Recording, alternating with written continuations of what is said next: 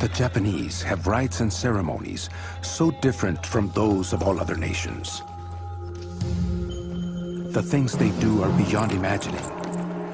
And it may be truly said that Japan is a world the reverse of Europe.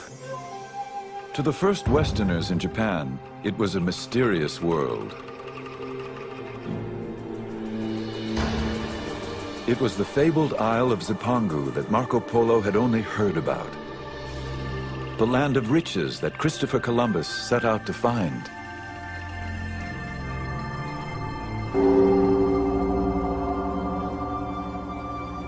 When the Portuguese arrived in Japan in 1543, they encountered a country embroiled in civil war.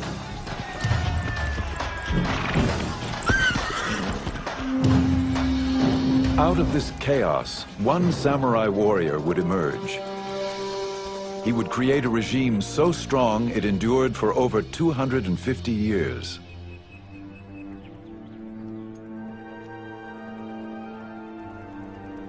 Witnesses to this world, both Western observers and Japanese, wrote of these changing times.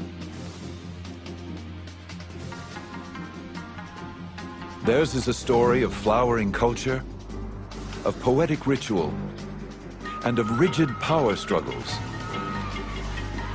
It is the saga of opening trade with Europe and then closing its doors to the West. These are the memoirs of Japan's secret empire.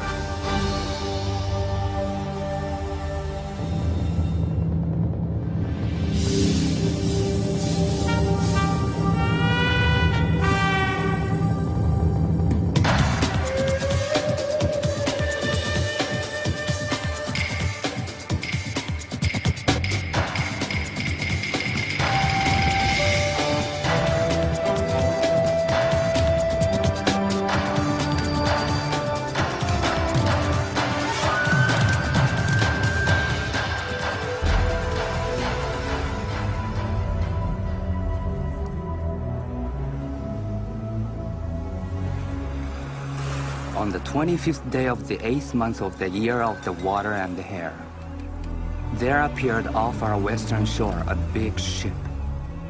No one knew whence it had come. As a Buddhist monk later recounted, samurai guards were quickly dispatched to warn their master. There were strangers on board these ships, unlike anyone the Japanese had ever seen. The local warlord, called a daimyo, summoned these strangers, the first Europeans to ever set foot on Japanese shores. It was the year 1543.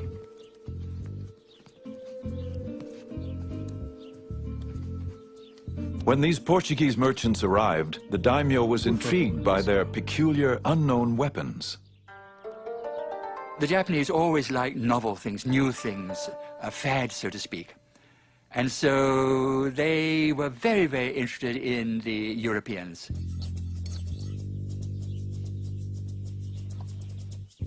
After he watched the Portuguese shoot down a duck, the daimyo purchased 2 guns and put his swordsmith to work making copies. Then he asked for shooting lessons.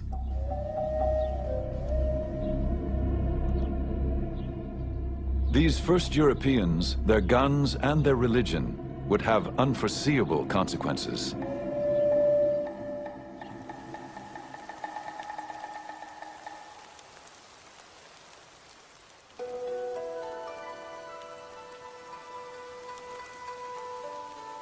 In this same year, a boy was born to a daimyo family. He would be known as Tokugawa Ieyasu. His destiny would be to change Japan forever. As an elite member of the samurai class, the boy inherited a world of tradition. A feudal realm of samurai warriors who ruled by birthright and sword.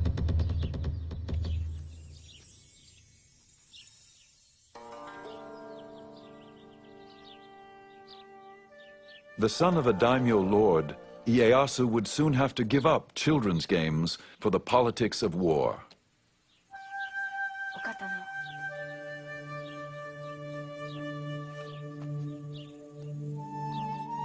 When Ieyasu was still a child, the ruling daimyo demanded that Ieyasu's father send the young boy to him as a hostage, insurance that all orders would be obeyed. When children were taken as hostages, it did not mean prisoners. This was all part of the political negotiation in which alliances had to be formed because no one trusted no one else. So there had to be a guarantee, and therefore the hostage was used.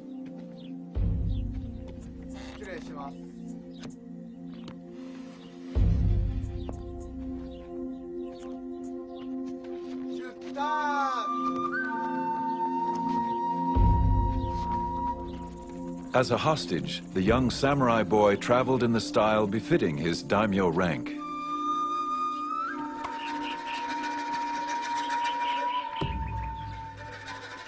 He could not know his destiny, nor could he know that he would never see his father again.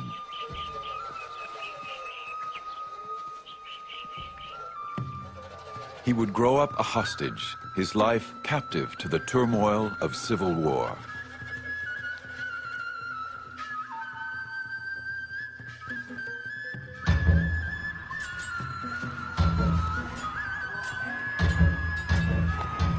The whole of Japan was involved in wars.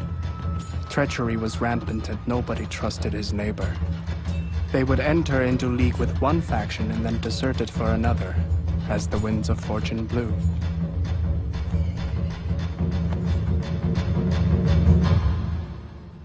João Rodrigues, an eyewitness to these perilous times, was one of the first Portuguese to arrive in Japan. He came as a cabin boy of 15 and would soon become a Jesuit missionary.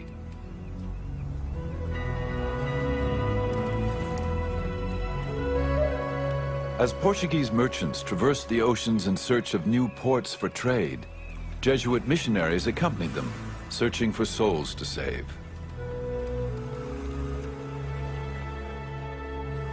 The Jesuits were young and dedicated, braving the hardships of the dangerous 2-year voyage to reach Japan, a country which they considered ripe for conversion.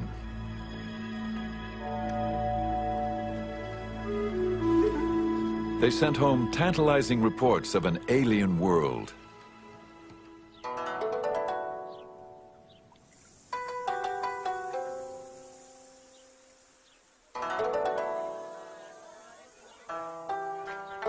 Everything is so different and opposite that they are like us in practically nothing. Now, all this would not be surprising if they were like so many barbarians. But what astonishes me is that they behave as very prudent and cultured people in all these matters. This is something which I would not dare to affirm if I had not had so much experience among them. The missionaries thought that the Japanese were such a remarkable race. Their culture was so developed that it was worthwhile writing back to Europe about the culture which they found, the language the Japanese spoke, and a very complex political system without any influence from Christianity, without any influence from Europe. And so I think this is a thing which one should bear in mind, that this was the first time Europeans dealt with Asians on equal terms and not as conquerors and conquered people. Their way of writing is very different from ours because they write from the top of the page down to the bottom.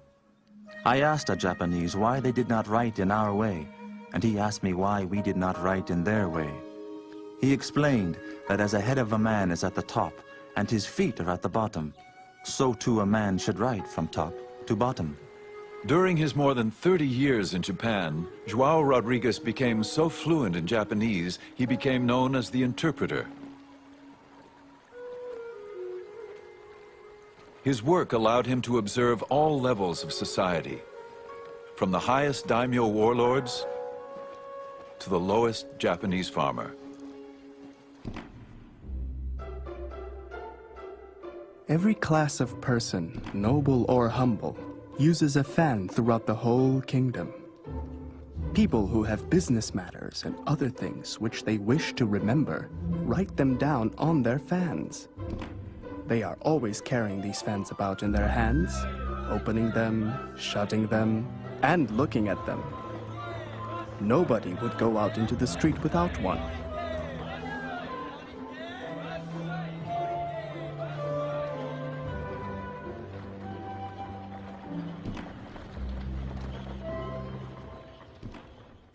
The Japanese, João Rodrigues observed, regarded the Europeans with equal fascination.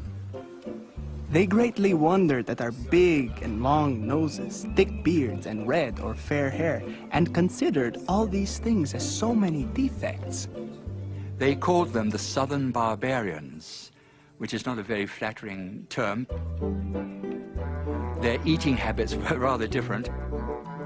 The Japanese were so polite, eating with chopsticks, etc. Whereas in those days, Europeans normally ate with just a knife and with your fingers. And then, of course, most of the Japanese take a bath every day, whereas Europeans, I'm afraid in those days, went for months and months and months without taking a bath. And to some extent, they deserved the epithet of barbarians. But however they were regarded, the missionaries were determined to stay in Japan. Our only desire was to preach and proclaim the law of the Creator. Even if there were only one Japanese Christian in the whole country, any missionary would spend all his life here just for the sake of that one person. These men were very, very zealous, and the conditions were rather good for the conversion of people to Christianity. When you have bloodshed, revolutions, fighting, battles, death in large numbers, obviously people's thoughts do tend to go to the next life. In little more than 50 years, these missionaries established over 200 Catholic churches, primarily in southern Japan, and converted up to 250,000 Japanese.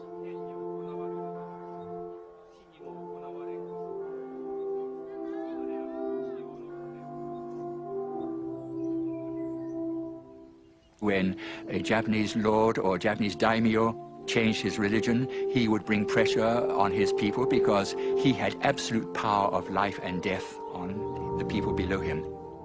And so you got in a relatively short period of time, large-scale conversions. But there was another factor that some of the daimyo, when they became Christian, they had certain considerations of commerce in the back of their mind, because where the missionaries went, the Portuguese merchants went. And the Portuguese merchants offered very profitable trade vis-à-vis Japanese.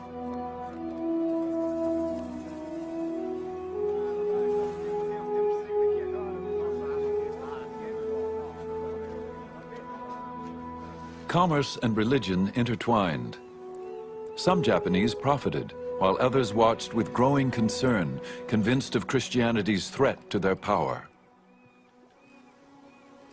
Merchants and missionaries, these early Europeans had set a course which would eventually run into unexpected consequences.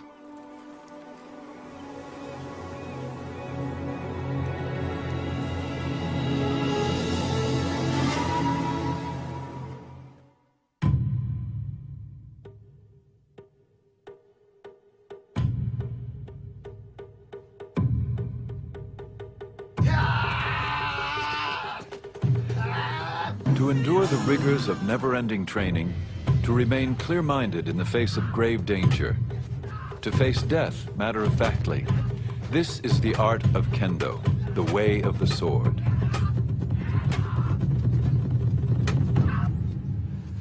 Master swordsmen taught young samurai the skills of sword fighting and the traditions of a samurai code of honor. This was the education the young Ieyasu would receive, even as a hostage. When you took a hostage in a certain class, they were usually treated very cordially, and they were given education just as they would be given at home. He probably had a very stoic, Spartan kind of education, taught military skills, martial arts, and Chinese classics, Japanese classics. The entire life of Ieyasu was that of patience and forbearance, people say.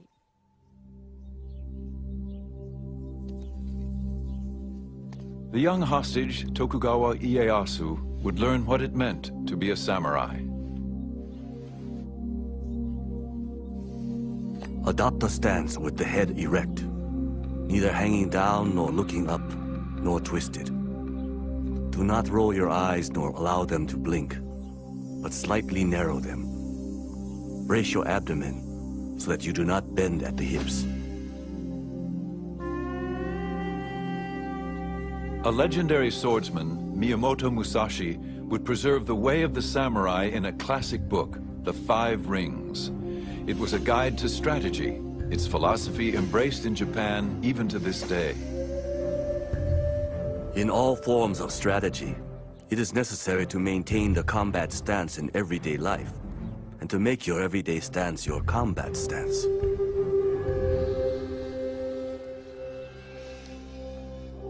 At age 15, Ieyasu entered manhood and earned the right to carry the two swords of the samurai.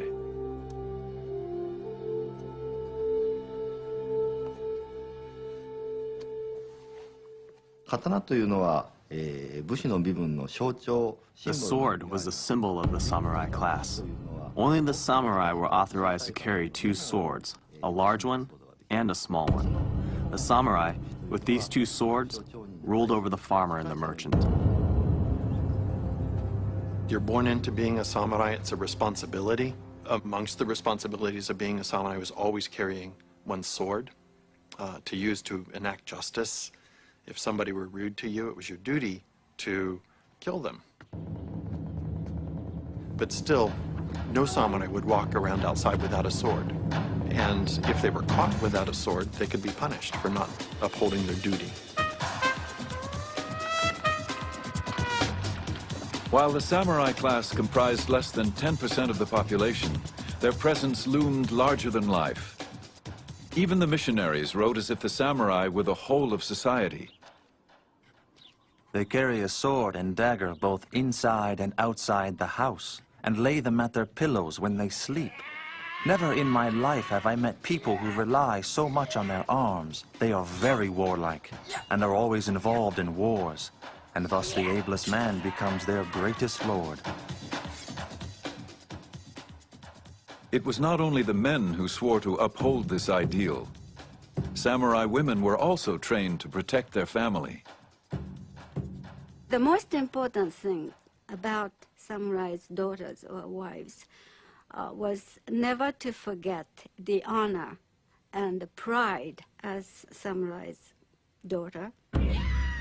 In crisis, they had to be prepared to kill themselves rather than be shamed, disgraced by the enemies.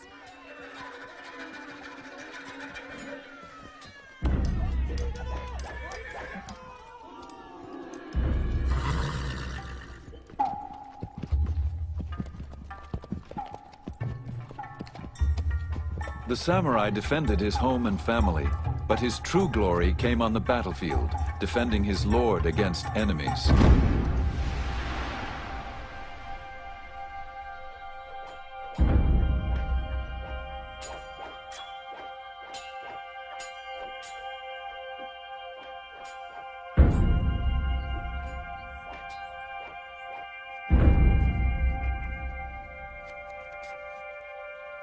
The samurai dressed carefully for combat.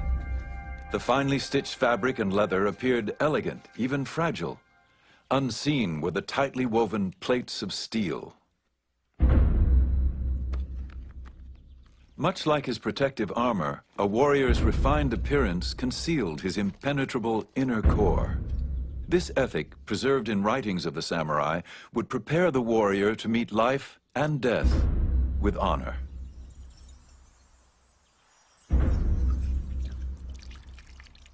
A samurai would wash himself with cold water every morning, scent the shaven top of his head and hair with incense to make himself presentable.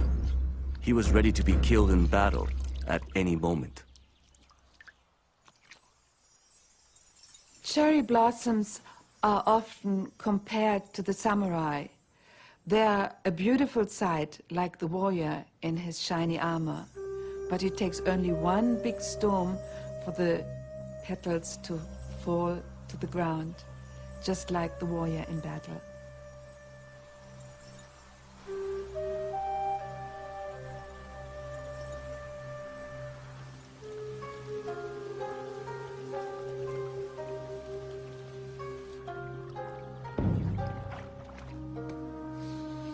For samurai, as important as knowing how to kill was knowing how and when to die. In the battlefield especially, your last moment of life, you have to show your control. The controlling your body, controlling your destiny, fate, is the indication of your internal strength. So it's the last moment that you have to stage your death. Seppuku, or harikiri, is the ritual of suicide as practiced by samurai. A samurai warrior carried two swords on his hip, a long one and a short one. The short sword was for cutting open his abdomen. Why would a samurai cut open his abdomen? Well, Japanese, especially samurai, believe that the heart was in the belly. They believe that whether their heart was pure or impure would be revealed when they disemboweled themselves. From the death poem to the final thrust of the dagger, seppuku is a ceremonial ritual of suicide ensuring an honorable death.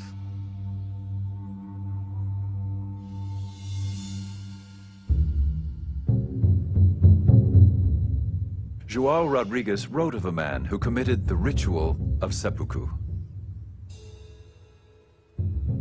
The samurai, dressed in the customary white kimono, solemnly and with great dignity, mounted a raised platform.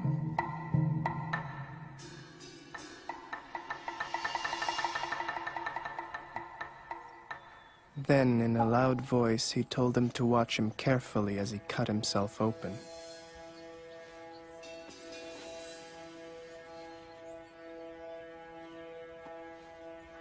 He seated himself and wrote his will slowly and calmly, asking his lord to look after his son and family, for he was going to die on account of his honor.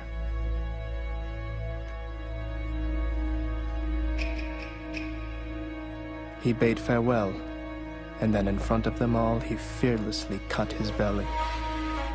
And so he died. This sort of thing often happens.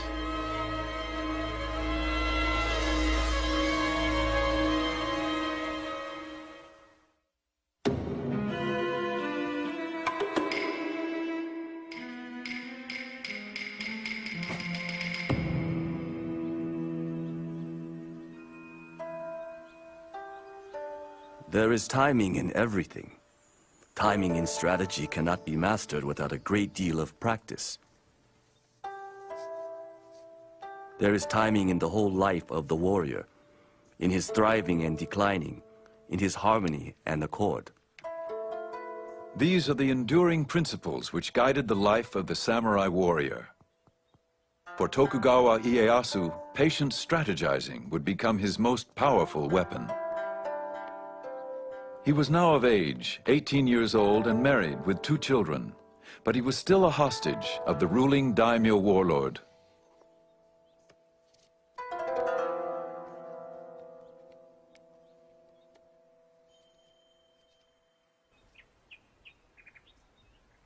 As time passed, Ieyasu strengthened his skills as a warrior, fighting alongside his daimyo master. When his master was killed in battle, Ieyasu was finally free to determine his own destiny. Ieyasu was put in a position to have to make a decision at some point, whether to go along with the hostage family, but at all times he never forgot his ambition to go back to his original castle and to regain all the territory that his father's family had, and to expand that, and to go back to his retainers who were faithfully waiting for him.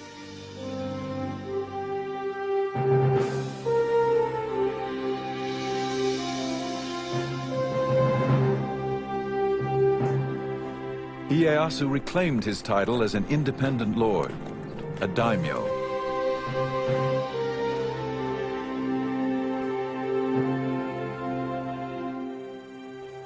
He returned to his family estate. He could now fight on his own terms for his own people. I fought against my enemies solely in order that I might take my revenge on my father's adversaries. Because I was convinced of the rightness of my intention to help the people and bring peace to the land. The years of captivity had honed his discipline. According to his samurai training, he now carefully plotted his strategy. In a crucial move, Ieyasu allied himself with the man who killed his daimyo master, Oda Nobunaga.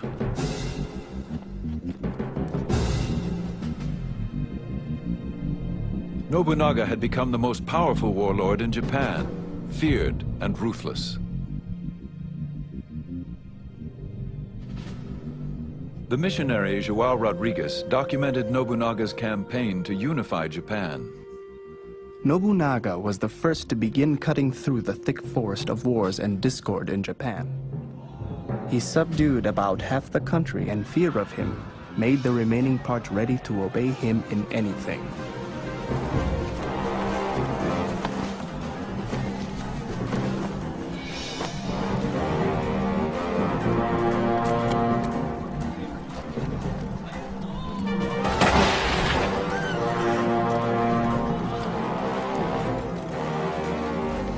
In the Battle of Nagashino, Nobunaga armed 3,000 of his foot soldiers, 3 ranks deep.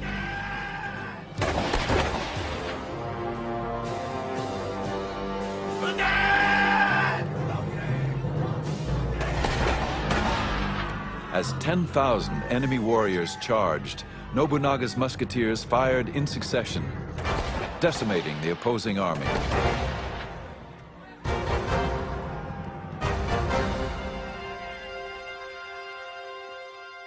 Nobunaga's innovations in the use of firearms completely changes the face of samurai warfare. The old idea was where you would have 2 samurai meet on the field of battle. They would shout out their names and their lineages, where they were from.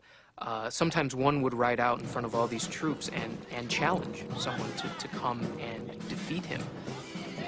So it was very manly. It was imbued with the ideal of valor.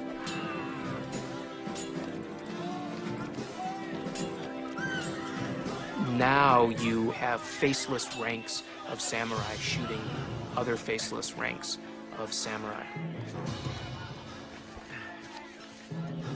Nobunaga continued to amass power until one night treachery within his inner circle caught him off guard.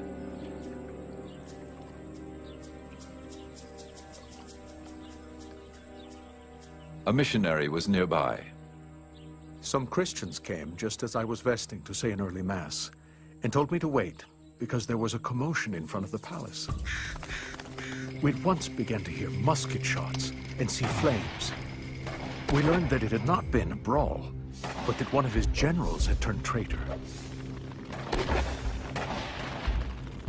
Some say he cut his belly, while others believe that he set fire to the palace and perished in the flames.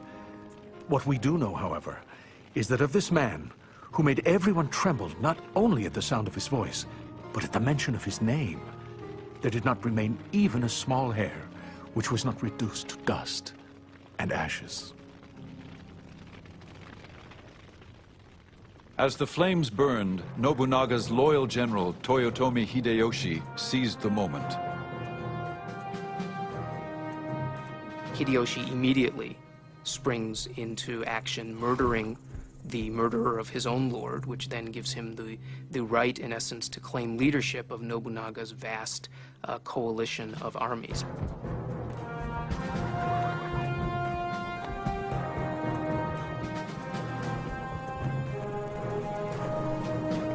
Ieyasu watched from a distance. Would he subordinate himself to Hideyoshi's command? Or was it time to fight for control?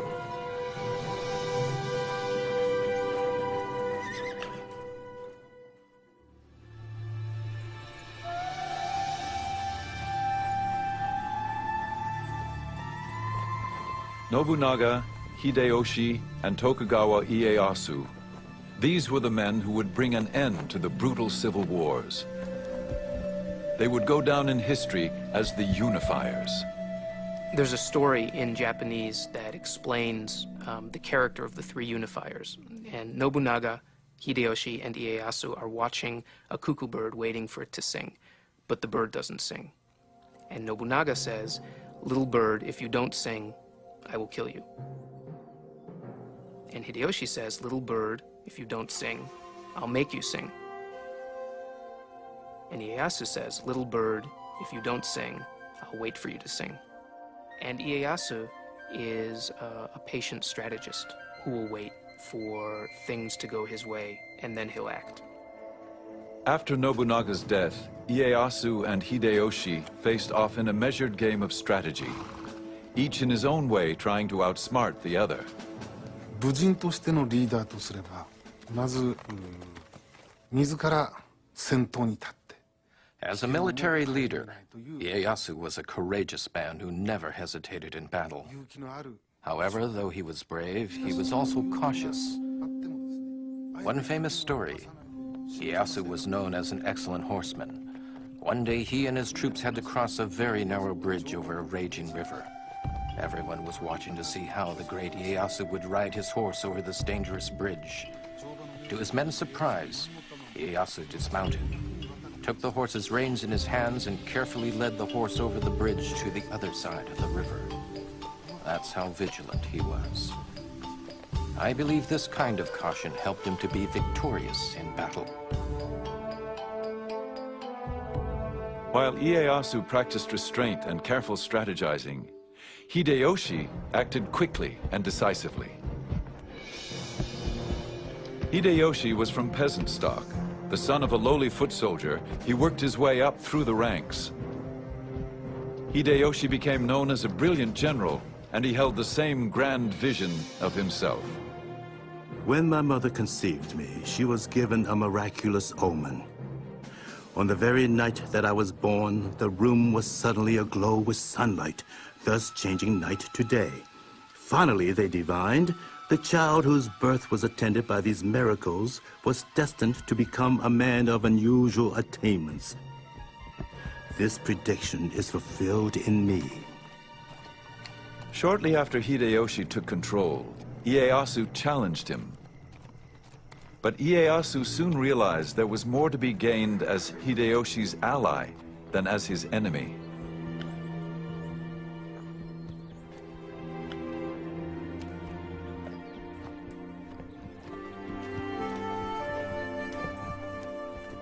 Hideyoshi rewarded Ieyasu for his loyalty with a vast domain of land and ordered him to make his headquarters in the remote fishing village of Edo, 300 miles east of Hideyoshi's castle in Osaka.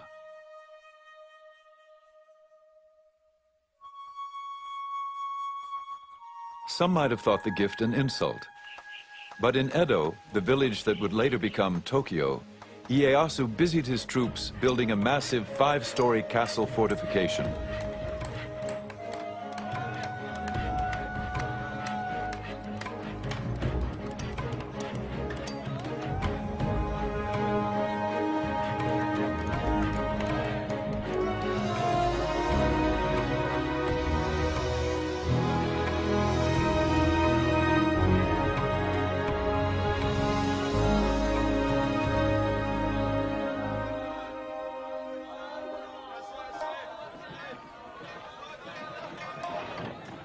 Within the walls of the city of Osaka, Hideyoshi was consumed with fortifying his own castle. Reputed to be the most impregnable fortress of its time, it was also one of the most ostentatious.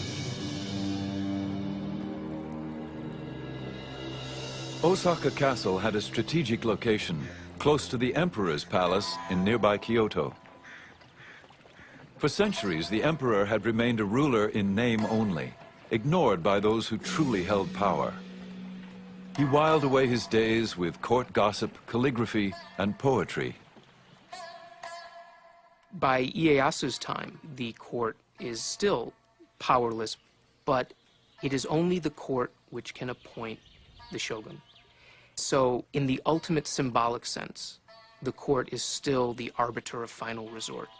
That's why all the warlords are aiming for Kyoto. You have to get the emperor to recognize that you're the most powerful of all of the combatants on the field of battle.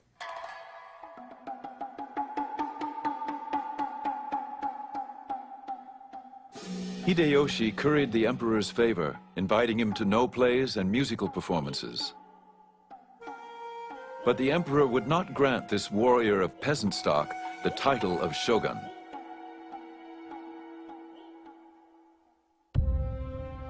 Ieyasu never relinquished his desire for power.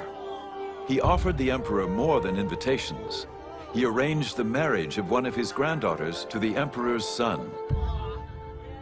All of the lords in Japan used family to cement political alliances. You would marry off daughters or marry off sons. What Ieyasu did in particular was have an abundance of sons that he could use. He could set them up to support his nascent government. He could set them up as independent military lords that he could then call upon for help. In contrast, Ieyasu's rival Hideyoshi failed to produce a male heir. Finally, he adopted a nephew and groomed him as his successor. Then, at 60 years of age, Hideyoshi finally fathered a son of his own. He called him Hideyori, and he was the jewel of his life. Hideyoshi's thoughts now turned to the safety and survival of his young son. I cannot describe the endless tedium, as if I were guarding an empty house when Hideyori is not here with me. I say again, strictly order that all be vigilant against fire. Each night have someone make the rounds of the rooms 2 or 3 times. As Hideyoshi obsessed over his own son, his adopted son, now an adult, was in peril. It's clear that by the end of his life, Hideyoshi was acting more and more erratically. He became increasingly cruel, if not sadistic. Then when he finally, in his final years, produced an heir of his own, he ordered this adult male who had been his heir to commit suicide. Hideyoshi then ordered his adopted son's entire family put to death. A missionary recounted. They were drawn along the streets in the carts to the open view of the world. 31 ladies and gentlewomen, with the 2 sons and 1 daughter of his adopted son, the oldest of whom was not more than 5 years old. All their bodies were thrown into a pit, over which was built a little chapel with a tomb in it, with this inscription: "The tomb of the traitors."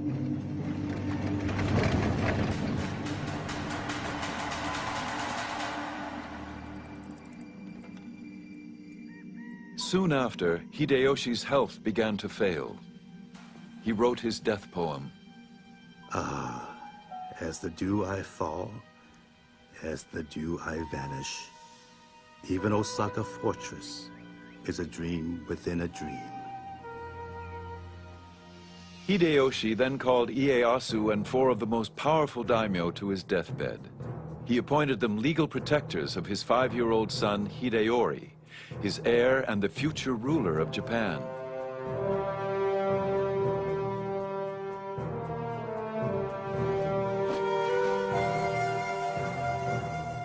Ieyasu pledged to protect the boy with his own life, a pledge that would become very difficult to keep.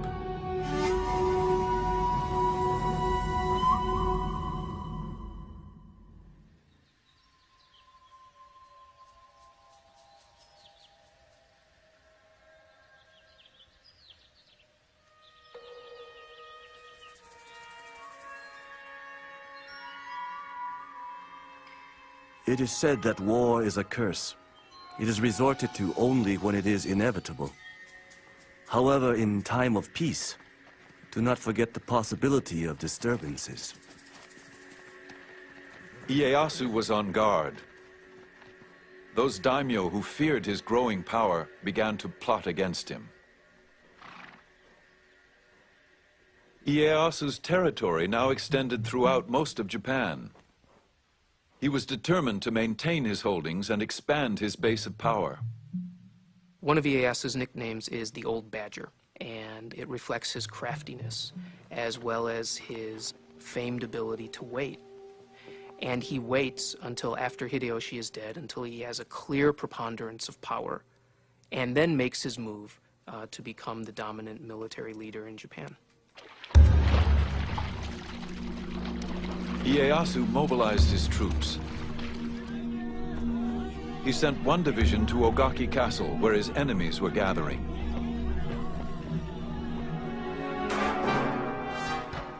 When the battle began, women and children rushed to safety. Ieyasu sent a large force to lay siege to the castle, and they fought day and night.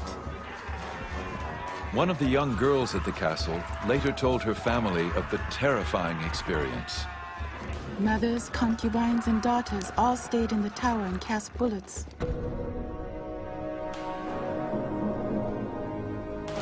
There was panic. A bullet struck my younger brother, killing him on the spot. It was a cruel sight. Indeed, it was. We felt as if we should die. There was nothing but fear and horror left. As the battle wore on, heads of slain warriors were brought to the castle to be prepared for the ritual presentation to the victor. It was believed that even in death, the samurai should be viewed as a worthy opponent. Those people who were in the castle would wash the heads, and they would put some cosmetics on the face of the dead corpses because they were proof of having killed someone important. That was part of the very small part of what they did, which is inconceivable to, us modern people, modern women. All the decapitated heads were brought into the tower. We weren't a bit afraid of the heads and used to sleep in the midst of the nasty smell of bloody heads.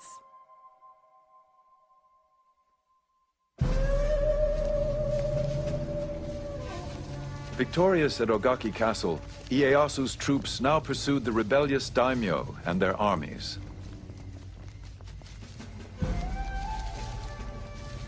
They faced off in a narrow valley just west of the village of Sekigahara. This would be the battle that changed the course of Japanese history. Ieyasu set up his command post atop a hill overlooking the valley, waiting through the night for the rest of his armies to arrive. At dawn, Ieyasu's attendant physician hastily noted in his journal, "Slight rain. Dense fog in the mountain valley. Can't see. Barely made out enemy banners. On horseback, Lord Ieyasu made out their positions. Estimate distance at 2.5 miles. Ieyasu was outnumbered, with only 50,000 troops challenging his enemy's 80,000. He waited for his son to arrive with reinforcements.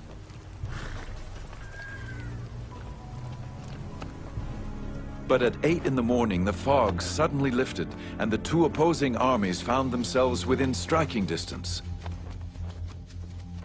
Ieyasu could wait no more. Rallying his troops, it was said he sent them forward with his famous battle cry. "There are only two ways to come back from the battlefield. With the head of an enemy, or without your own."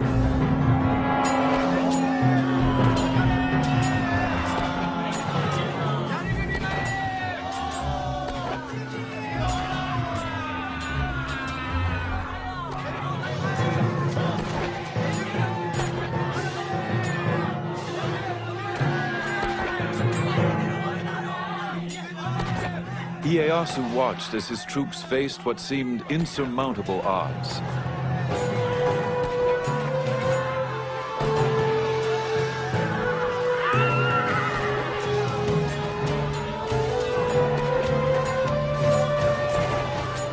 Then, suddenly, the tide turned. Several enemy daimyo and their armies, convinced of Ieyasu's ultimate victory, defected and joined Ieyasu's forces. By 2 p.m., Ieyasu's troops had defeated the rebellious army.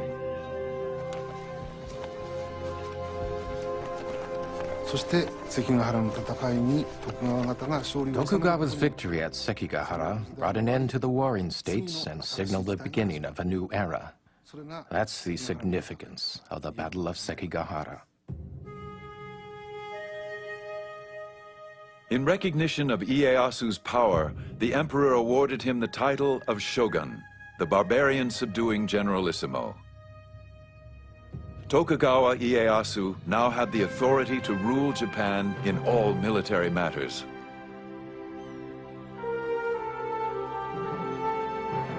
He ruled unchallenged, but always there was the specter of Hideyoshi's young son Hideyori growing up in Osaka Castle. Ieyasu had sworn with his life to protect the boy who could someday lay claim to all Ieyasu had won.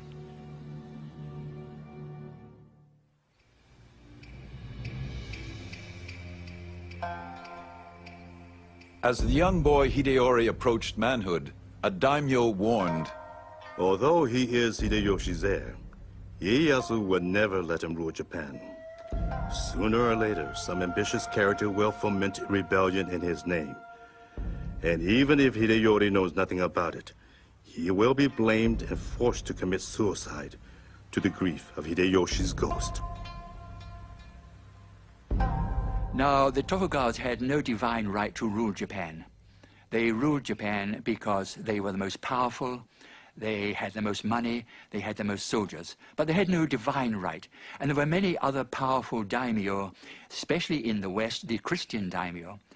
And so, if there were any philosophy, any political movement that would bring these daimyo together as a coalition against the Tokugawa family, that was very dangerous.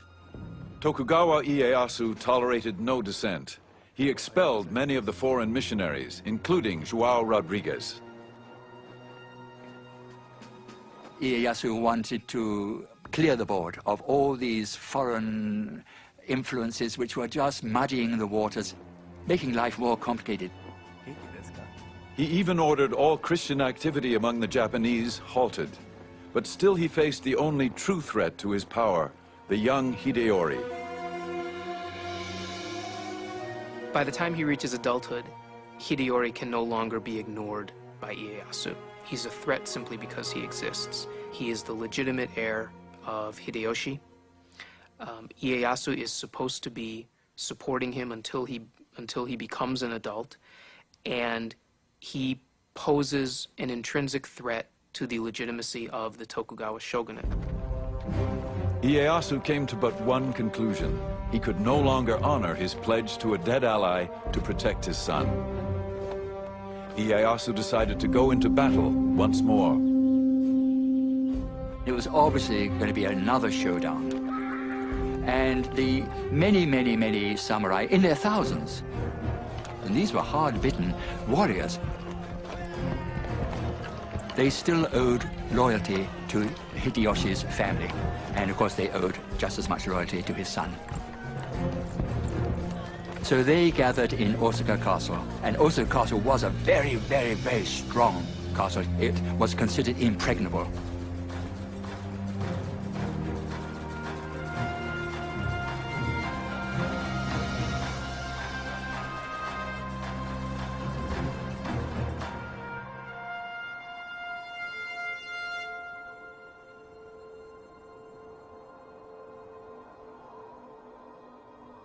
In the winter of 1614, Ieyasu accused Hideyori of subversion and ordered his troops to advance against Osaka Castle.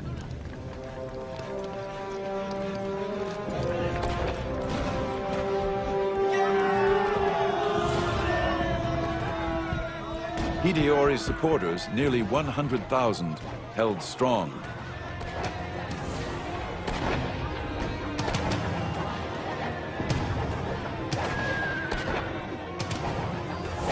Ieyasu retaliated with a devious plan. He sent a woman samurai to negotiate a truce with Hideyori's mother.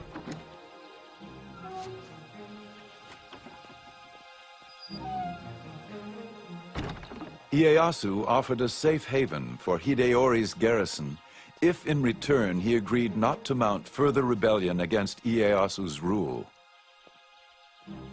To prove his intentions, Ieyasu signed the pledge in blood. Hideyori's mother convinced her son to accept the offer. Ieyasu's ploy had worked. As soon as the fighting stopped, Ieyasu began to fill in the moats of Osaka Castle, the deep moats. And the people in the Osaka Castle protested a lot. That was not in the agreement. But that didn't matter. They filled in the moats. And once the moats were filled in, then Ieyasu's troops would storm into the castle. And there was a dreadful slaughter.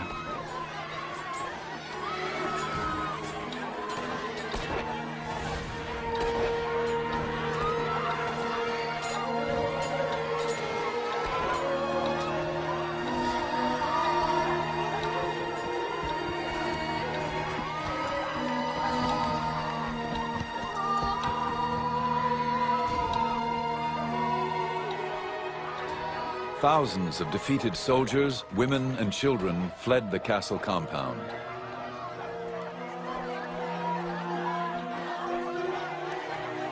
A European merchant recorded the event in his journal. We had news today that Ieyasu hath taken the fortress of Osaka and overthrown the forces of Hideyori. They say the taking of this fortress hath cost about 100,000 lives, and that no dead man of account is found with his head on, but all cut off.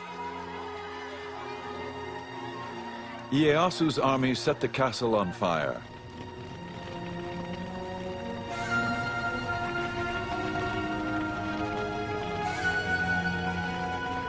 As the flames raged around him, Hideyori refused to surrender and was left with no other option. He committed seppuku.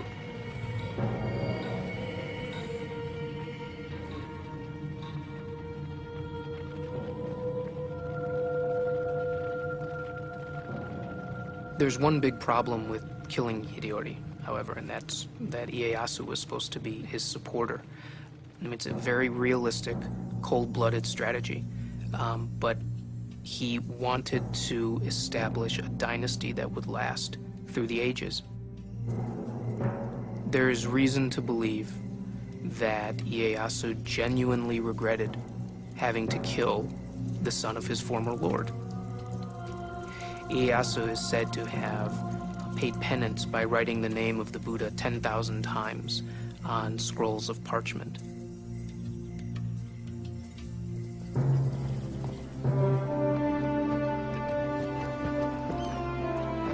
Tokugawa Ieyasu had wiped out the last threats to his power, or so it seemed. But not everyone was under his control. There were the Western traders who he valued but mistrusted, and the Christians who he considered a threat. Tokugawa Ieyasu had won the wars. His struggle to control the future of Japan had just begun.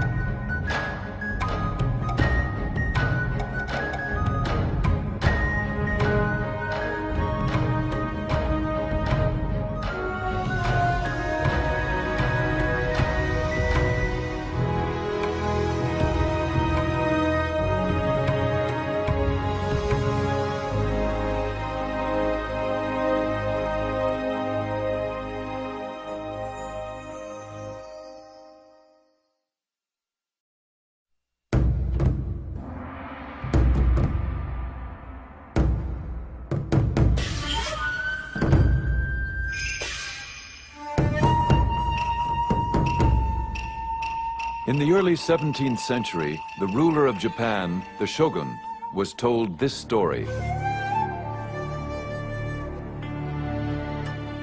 One day, the king of the Portuguese said to his council, "Far to the east lies a country called Japan, and it abounds in gold and silver. Why should not that land be added to my domains? The best way to make ourselves masters of the land is by means of our religion, and then send in the army."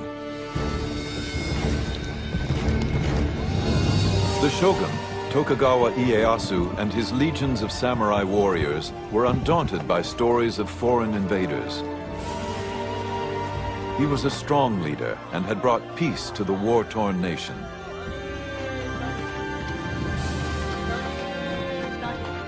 Yet foreign dangers and internal unrest remained a threat.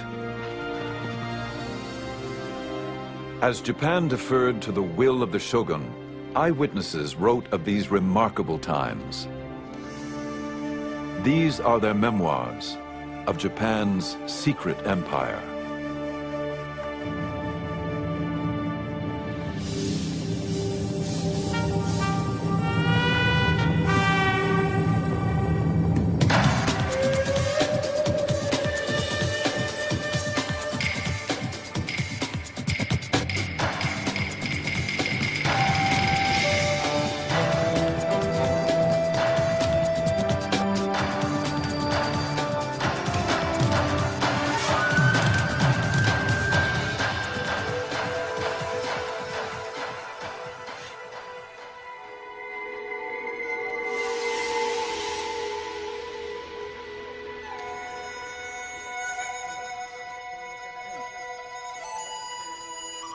After we'd been in Japan 5 or 6 days, came a Portugal Jesuit who reported that we were pirates.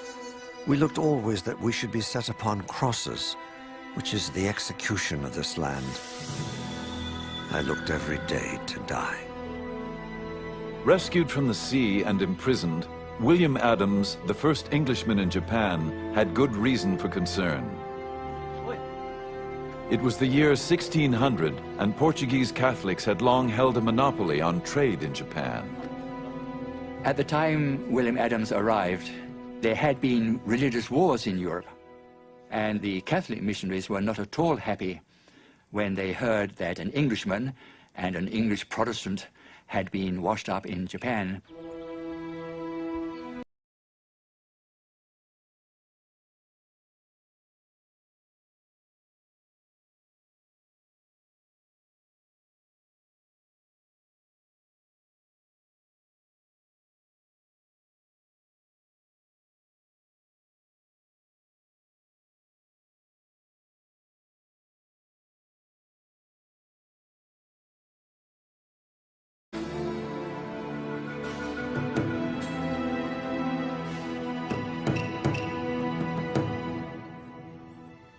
The ruler demanded of me of what land I was, and what moved us to come to his land, being so far off. I showed him the name of our country, and that our land desired friendship. It appeared that Ieyasu was interested in more than friendship. He asked whether our country has wars. I answered him, yea, with the Spaniards and Portugals. He asked me diverse questions of my religion and what way we came to the country. From one thing to another, I abode with him.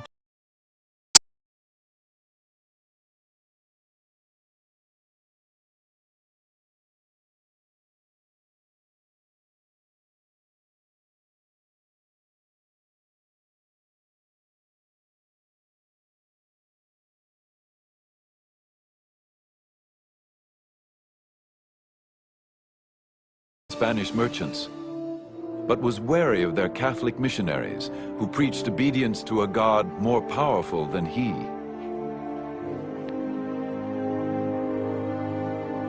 To avoid those he considered a threat to his own authority, Ieyasu wanted his own fleet of trading ships. Adams had the skills he needed.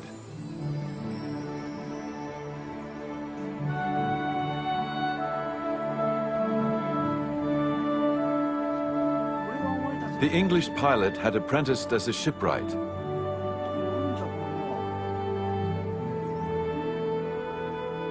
Ieyasu asked him to build 2 ships capable of navigating the open seas. I answered that I was no carpenter and had no knowledge thereof.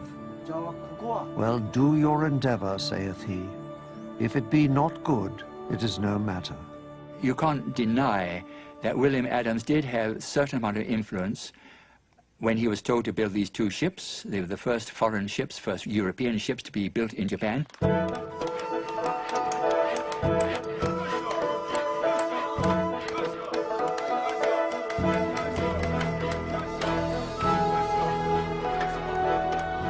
They were built with Japanese workers, of course, under his supervision.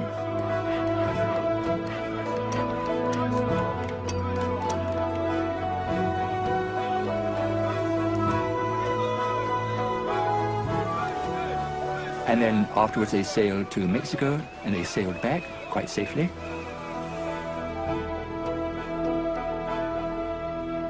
Ieyasu now had the leverage he desired. When the Catholic missionaries continued to gain converts and create problems, he expelled them. Life was complicated enough without these pesky foreigners interfering. And so that probably was the reason why he did not want Christians in Japan. Ieyasu replaced his Catholic interpreter with William Adams, who had been quick to learn Japanese. He was a Protestant, of course. Ieyasu knew that he had no interest in helping the missionaries, and so he was rather a valuable man to have around. Ieyasu still wanted to trade with the West, but on his own terms. Adams convinced Ieyasu that the Protestants did not want to convert his people. Ieyasu soon made him his commercial agent, and Adams negotiated especially favorable terms for the growing Dutch East India Company. The Hollanders be now settled, and I have got them trading privileges as the Spaniards and Portugals could never get in their 50 years in Japan.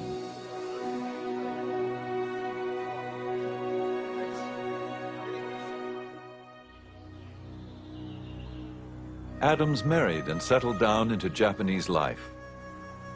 He adopted Japanese dress and was awarded the right to wear the 2 swords of the samurai. And he was given an estate with about 70 or 80 servants, which is pretty good, far better than his standard of living in England would have been, of course. And I think towards the end he lost his desire to go back to England because he would just be a working class man in England, where back in Japan he has 80 servants to wait and hand and foot on him.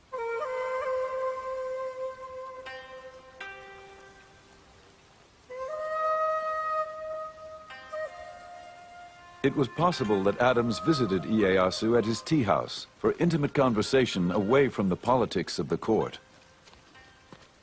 The tea ceremony was much admired by a Western observer.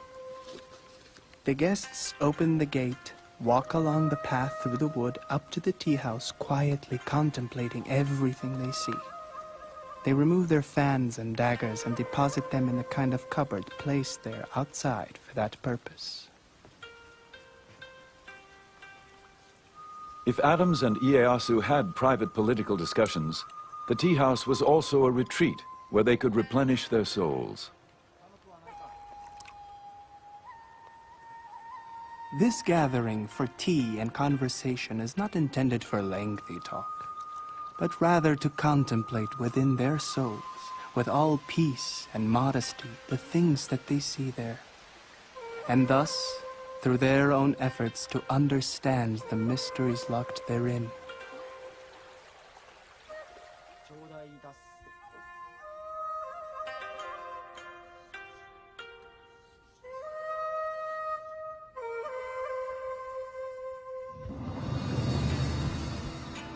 For Ieyasu, unsettling foreign influences could jeopardize the peace he worked so hard to forge. But the biggest challenge would be to maintain control of the 260 fiercely independent warlords and their formidable samurai armies.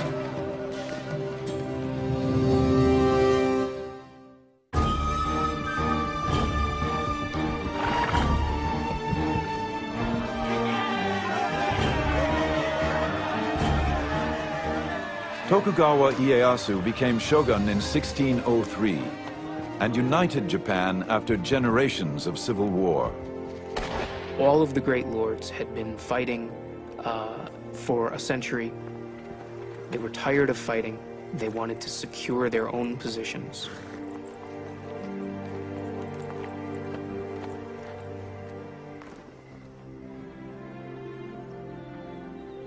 But as a court chronicler documented, the task ahead would not be easy.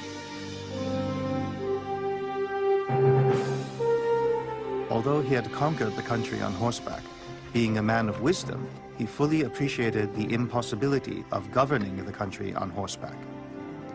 He was interested only in discovering the key to government, how to govern oneself, the people, and the country. 家康公はですね、リーダーとしてどういう点が優れてたか。 What made Ieyasu superior as a leader was that he surrounded himself with capable people who believed in him. There's a story about a low-ranking samurai who asked to meet with him. Ieyasu listened attentively. After the man left, a higher-ranking lord said to Ieyasu, "What a waste of your time." Ieyasu replied, "It took great courage for that man to approach me. If I didn't listen, he would never come again." Peace would not be secured by leadership alone. Ieyasu had to curb the power of the daimyo, the feudal lords. These lords are building enormous territorial, centralized domains. What the feudal lords are trying to do is essentially control everything and everybody within their territories. They control all the fighting men, they control all the peasants, they control all the resources. Ieyasu allowed the daimyo to rule their own domains, but he prohibited them from doing anything that might enhance their power or status relative to each other. In Tokugawa, Japan, a daimyo was restricted to only one castle, and to enlarge it, he had to receive permission. A new ship? Ask the shogun. Arrange a new alliance through marriage, only if the shogun approved.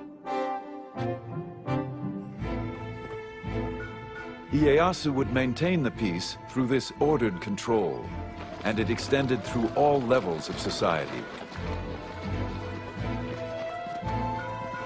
The Japan that Ieyasu fashioned was built on the ancient teachings of Confucianism. Obey the traditions of hierarchy and respect authority. A Japan in keeping with the samurai traditions. It was a rigid society with lots of rules and regulations. Everybody must know their place in society and stick to it. That was the theory. Didn't always work out in practice, of course, but that at least was the theory.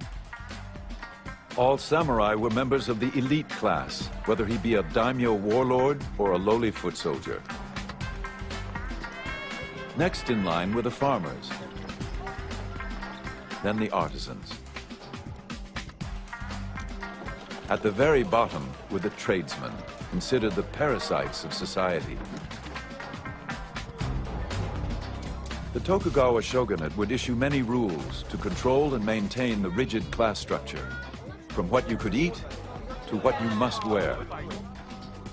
Lords and vassals, superiors and inferiors, must observe what is proper within their position in life. Without authorization, no retainer may wear fine white damask, white wadded silk garments, purple silk kimonos, purple silk linings, and kimono sleeves which bear no family crest. The rules and regulations kept everyone in their place, but for the daimyo at least, there were still ways to earn special privileges. Ieyasu decreed that the lords must help build his castle and the surrounding city of Edo. The construction became a grand competition as each daimyo vied for the shogun's favor.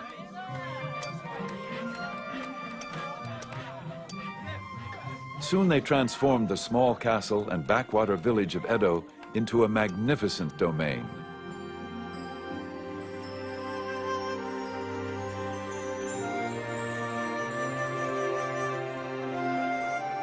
The city later known as Tokyo. The streets are far broader, longer and straighter than the streets of Spain. They are kept so clean that you may well think that nobody ever walks along them. The emerging splendors of Edo were recorded by Rodrigo de Vivero y Velasco, the governor of the Philippines, who had been shipwrecked off the coast of Japan. He spent several months in the capital as a guest of the shogun. What makes this man interesting is that he wrote a report about Japan after he left Japan. And he was a very discerning man. He saw various aspects of Japanese life which other people had not seen. The people live in particular streets according to their trade and station.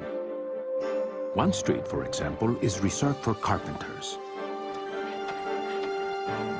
In other streets, there are cobblers, blacksmiths, tailors, and traders. The nobles and people of quality live in the streets and districts quite different from the rest of the town, and no commoner or person of the lower classes mixes with them. Those daimyo who had gained most favor lived closest to the castle and were granted more audiences with the great ruler himself. While Vivero y Velasco was in the castle being received in audience by Ieyasu, he saw a powerful daimyo come into the castle to pay homage to Ieyasu.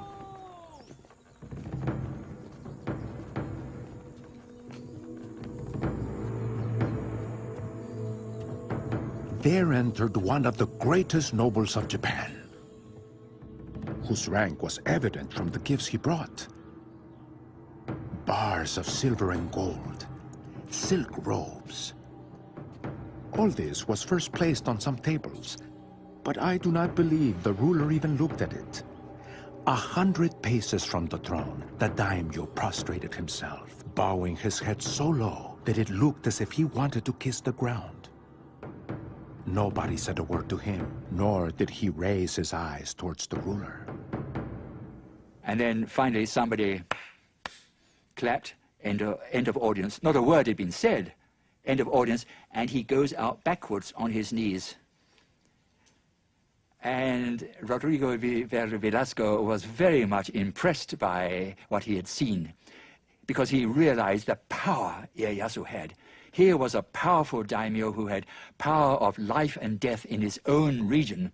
But when he comes to pay tribute to the shogun, what a lowly position he adopts.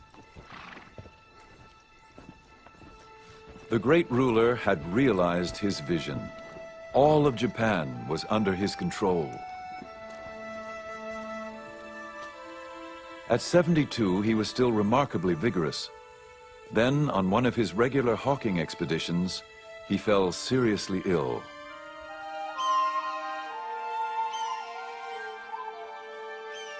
As he lay dying, he planned the details of his funeral. It would be a simple ceremony, his ashes taken to the top of a mountain overlooking the land where he so often went with his hawks. Here, he felt, his spirit could soar over his beloved land, holding the realm together. Ieyasu had carefully forged his well-ordered society. He would not leave the future of Japan to whim. He called his family to his side. He told his children and grandchildren who were gathered around, "Because you are my descendants, you will become shogun. As shogun, it is important that you rule the country for the benefit of the people, or you will be punished by heaven. As shogun, you must govern for the good of the country. This world does not belong to the Tokugawas, and cannot be ruled just to satisfy your whims.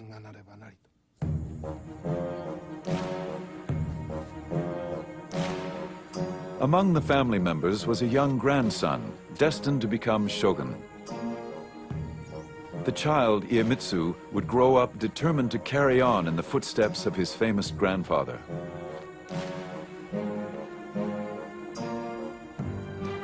Iemitsu, the third shogun, would keep Japan under Tokugawa rule, using any means necessary.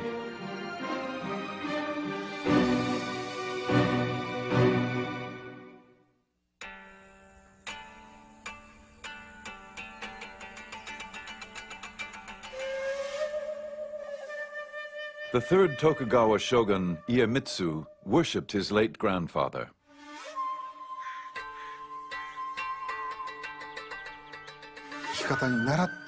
He had numerous mystical experiences that whenever he got sick, Ieyasu would appear in his dream, and he would wake up feeling better the next morning. So his respect for Ieyasu transformed into worship.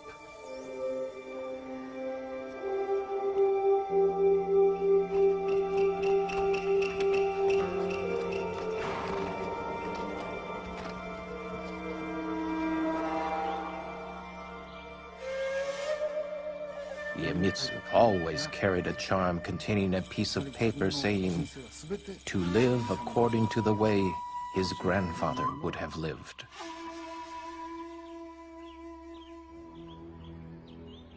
But though Iemitsu tried to emulate his grandfather, his tactics were much more severe. It was reported after he became shogun, Iemitsu summoned the daimyo to his palace.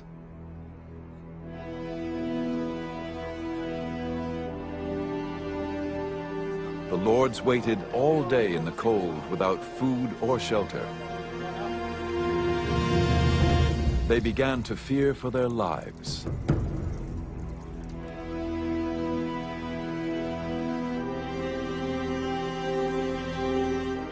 Until at last, they were called into Iemitsu's inner sanctum, where he delivered his ultimatum.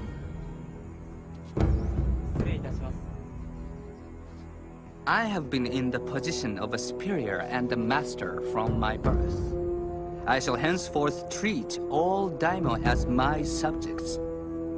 Those of you who may disobey me may quickly return to your provinces, repair your castles, and prepare for arms. I shall act accordingly. Iemitsu is a fascinating shogun. He's the first shogun who doesn't lead troops in battle. He had not proved himself on the battlefield. He did not have his own men who came with him into office when he became shogun. Iemitsu inherited a nation at peace.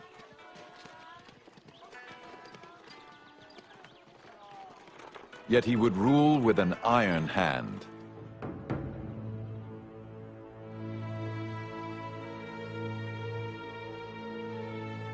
He listened to few and spared no one.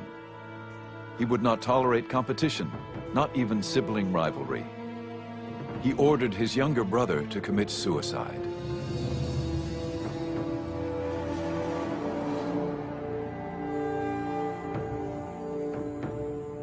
The Tokugawa shogunate under his rule acts much more capriciously towards lords that disobey their orders or flout any of the rules and regulations which bound them. A European merchant who once tutored Iemitsu observed the shogun's court. No one dares to attempt any opposition to the will of the shogun. Whatever injustice the shogun may commit, or into whatever extravagance of excesses he may plunge, they praise or approve of all.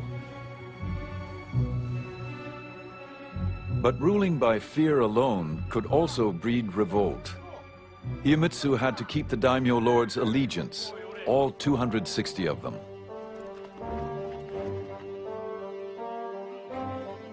In peacetime, there was no common enemy, no spoils of war to reward the daimyo for their loyalty. Iemitsu had to find some other way to control the daimyo lords. They were commanded to appear at Iemitsu's court in Edo.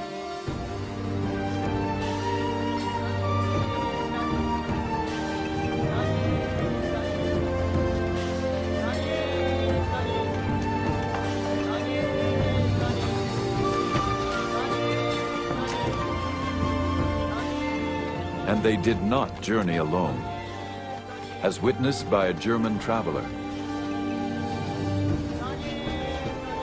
The bodyguards and bearers put on a swaggering gait when they pass.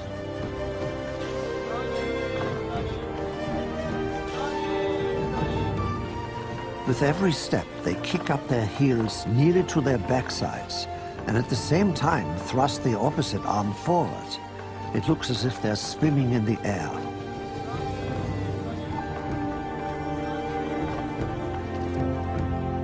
These elaborate processions often numbered in the thousands. They were part of a system known as alternate attendance.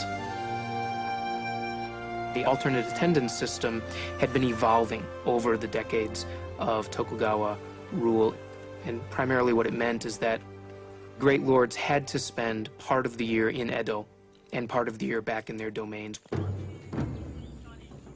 They had to travel back and forth according to strictly set schedules, while their wives and children had to spend all their time in Edo.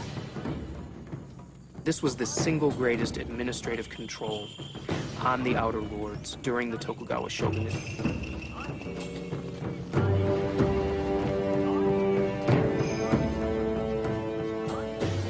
Alternate attendance had another advantage for the shogun. It kept the daimyo lords financially powerless. It was reported that a daimyo could spend more than 3/4 of his income maintaining the processions and supporting his army of samurai once they reached Edo. What this also does, by the way, is cause Edo to explode in size. And in fact, there grows up in Edo a class of samurai who only know Edo, even though their domain may be in the farthest reach of Japan. They're born in Edo, they work in Edo, and they only know Edo. For the samurai warrior, life in peacetime Edo was the catalyst that changed the very nature of their existence. Prohibited from bringing their wives and families, the samurai lived a bachelor's life. They were paid a small stipend to perform their official duties, such as they were.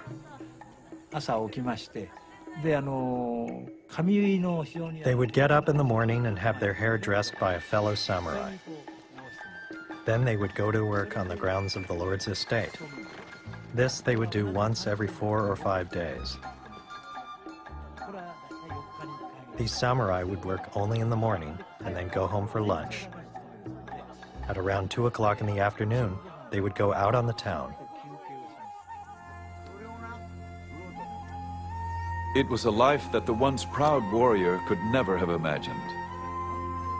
Edo was becoming a city of samurai whose job description was rapidly changing from soldier to bureaucrat. The life of a samurai, they aren't allowed to work. They're given enough money to live on. And mostly what they do is they spend every day at the house of a friend drinking and talking and studying and doing tea and reading books of old war tales and imagining what it would have been like to live in the 1500s. Life in 17th century Japan did not include the hazards of war. Yet peace brought its own perils. Rules and regulations were strict, and the penalties could be severe for any who dared disobey.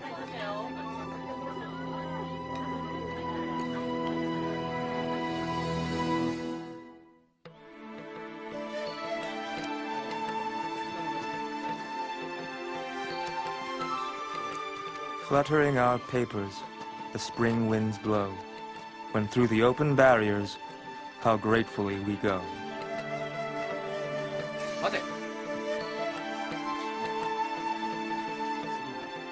Five government highways led to the shogun's capital of Edo, all with inspection barriers to enforce Iemitsu's laws.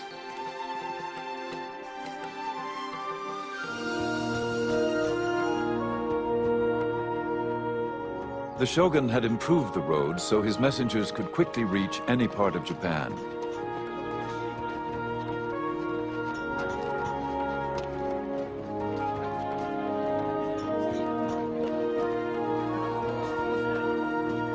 These roads also made it easier for the daimyo and their samurai warriors to travel to Edo.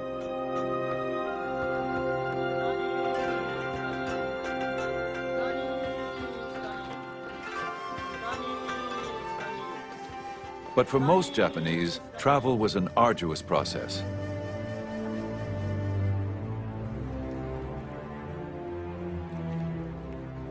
A multitude of rules and regulations monitored who came in and who went out of the city of Edo.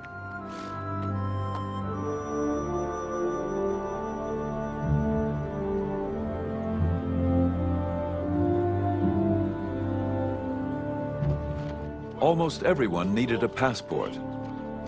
The few exceptions included itinerant performers who proved their identity by showing off their talent, or sumo wrestlers whose girth was ample proof of their profession.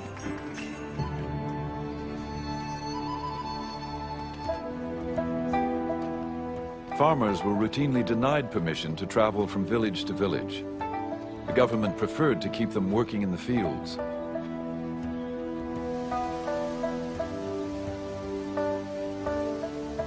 Those without the proper papers often tried to avoid the inspection posts by slipping by on side roads. If caught, there were severe penalties. A traditional Japanese-style punishment meant crucifixion for a man, for a woman, enslavement or enforced servitude.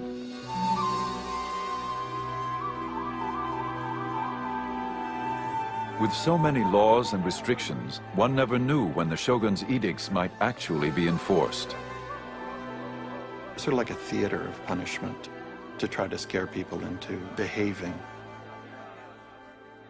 Some ruler might decide that morals are going to hell in a handbasket and suddenly grab one person and punish them severely.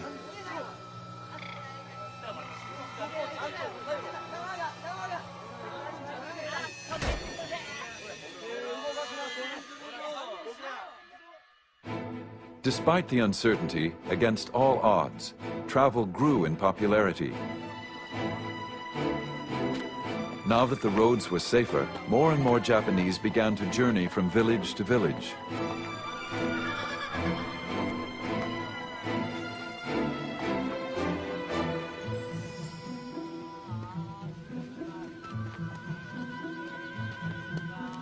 The most traveled road was the Tokaido, which ran for 300 miles from Kyoto to Edo. 53 rest stops dotted the highway. And so these post towns along the 5 great roads of Japan grew up to be very substantial towns themselves. They had inns, they had brothels, they had restaurants, they had places that sold medicine. There essentially grew up a post-town culture. People in the Tokugawa period, they were driven by a curiosity. People were beginning to think about Japan as a nation.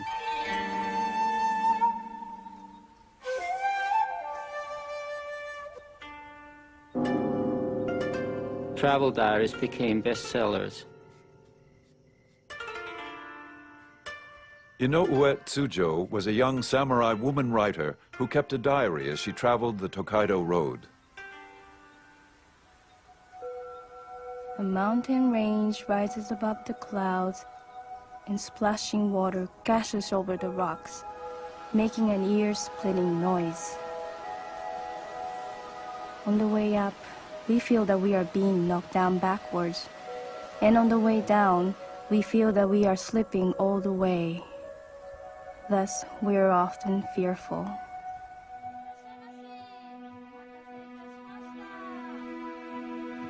Inns along the way offered welcome respite to travelers like Tsujo. She was on her way to Edo to serve in the residence of a high-ranking samurai. Although Tsujo traveled on official business, accompanied by her brother, she still encountered disturbing difficulties. All travelers faced strict regulations, but women had an especially hard time. It was very difficult for women to travel in the 17th century. Firstly, because they had to get the permission of the household, who usually thought they would be better cleaning and cooking. And women's travel permits were much more elaborate. Many checkpoints wouldn't permit women to pass because women had to have a thorough inspection, they were body searched, and many checkpoints didn't have female officers to conduct that body search.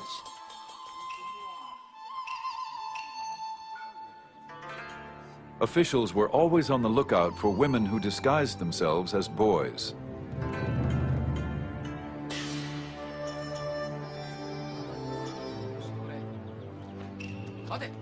When Suzhou arrived at the barrier station, she was ordered to appear before an older woman guard.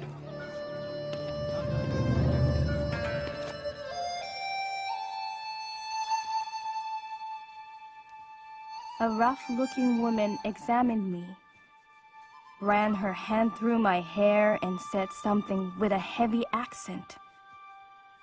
It was very unpleasant, but I had no choice. I was afraid of what she might do.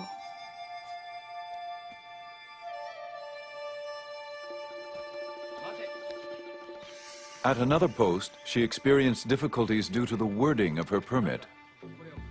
When I presented my official document at the barrier, they refused my passage.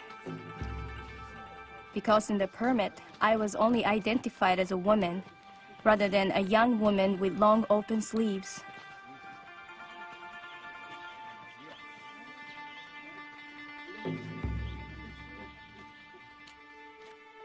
I had to go back to the inn.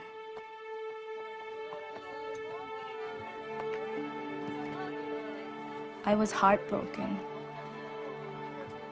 Suzhou worried if she would be allowed to continue her journey.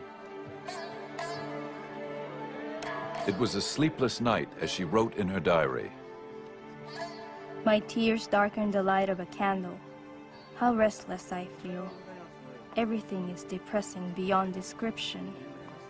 In the dawn around 4 o'clock, I heard travelers gathering around and calling each other. A horse neighing and the sounds of stirrups. I feel envious. I have spent days and nights brooding over the obstacles facing women.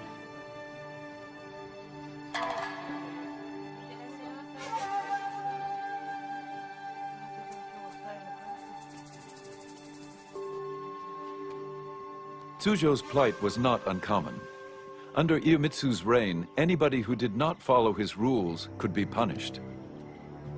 But there was one group persecuted simply because of their beliefs: the Christians.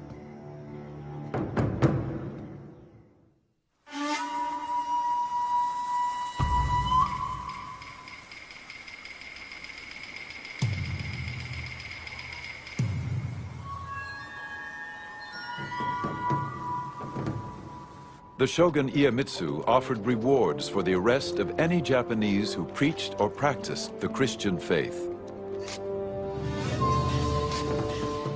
Any informer revealing the whereabouts of the followers of priests must be rewarded accordingly. If anyone reveals the whereabouts of a high-ranking priest, he must be given 100 pieces of silver.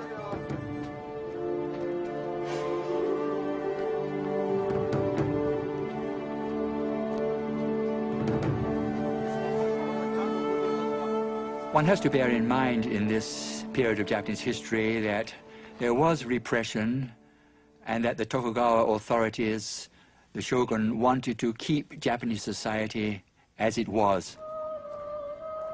And that did lead some people to believe that Christianity was subversive and was upsetting the social framework, the social pattern of Japan. By Iemitsu's time, all foreign missionaries had been deported. But the converts they left behind, the Japanese Christians, remained devout.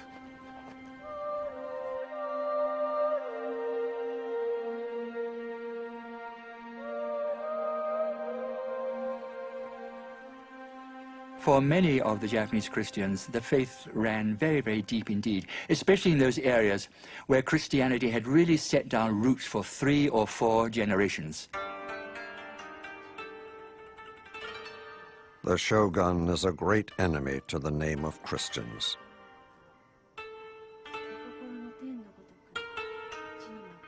A European merchant observed the growing persecutions.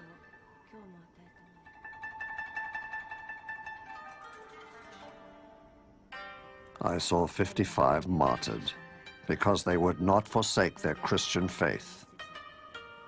And amongst them there were little children of 5 or 6 years old, burned in their mother's arms, crying out, "Jesus, receive their souls."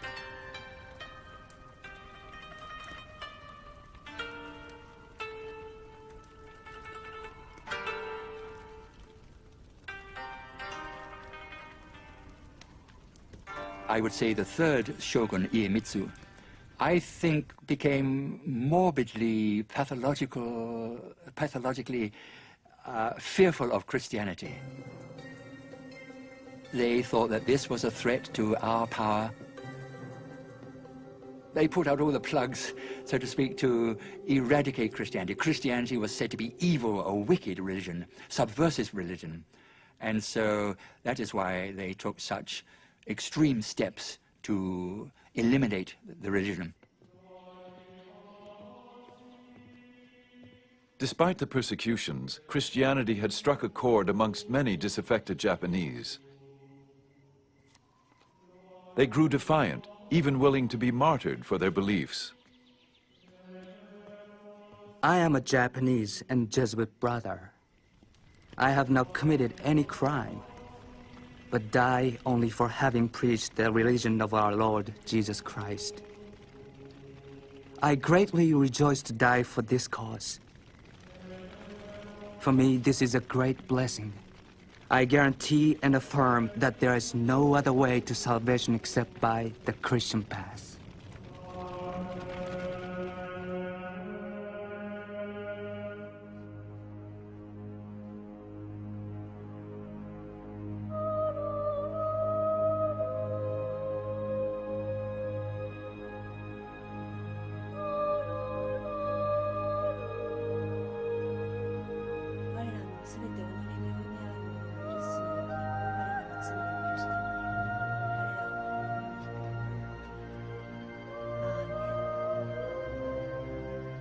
Iemitsu was increasingly disturbed by the Christian situation, especially in the south, where a large number lived.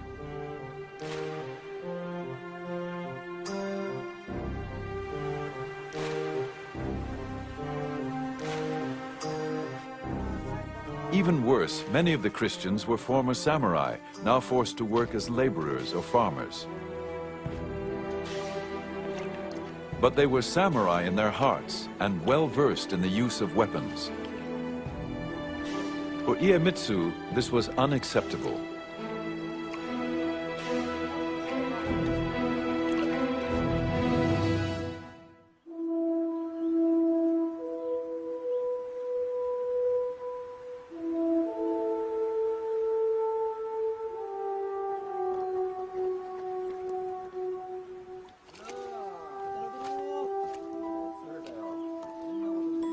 The shogun's iron hand extended to every detail of a peasant's life.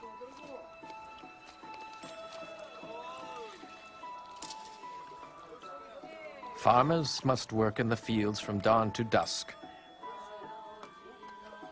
Wives and daughters must make meals 3 times a day, put on red headbands, and take the meals to the fields.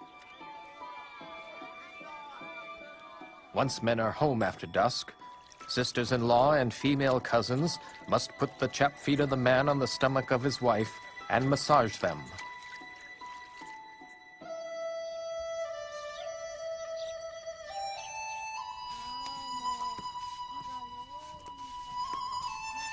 If the shogun's intolerable edicts weren't bad enough, the farmers were also heavily taxed.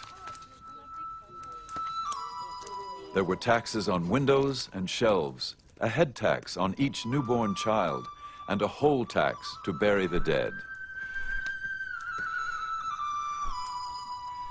The farmers were taxed in rice, the currency of the day.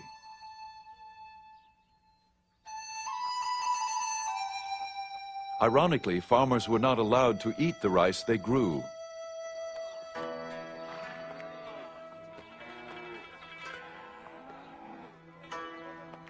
These taxes were collected by the daimyo to finance their elaborate processions to Edo, and to pay the stipends which supported the samurai class.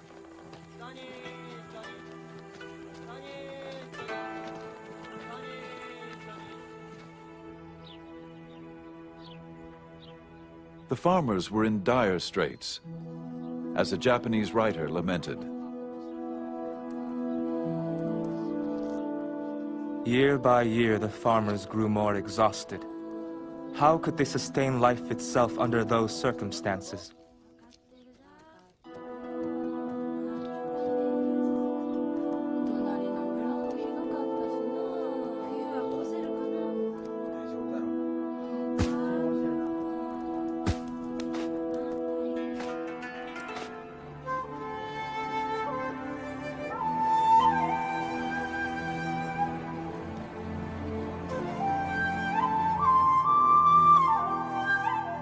In the Shimabara Peninsula in the far south of Japan, drought and famine further depleted the meager harvest.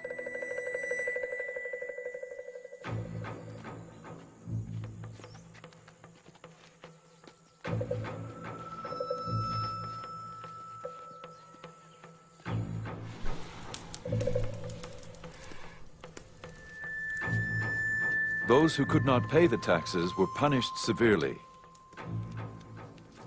In mid-December 1637, a single event ignited the long smoldering fuse.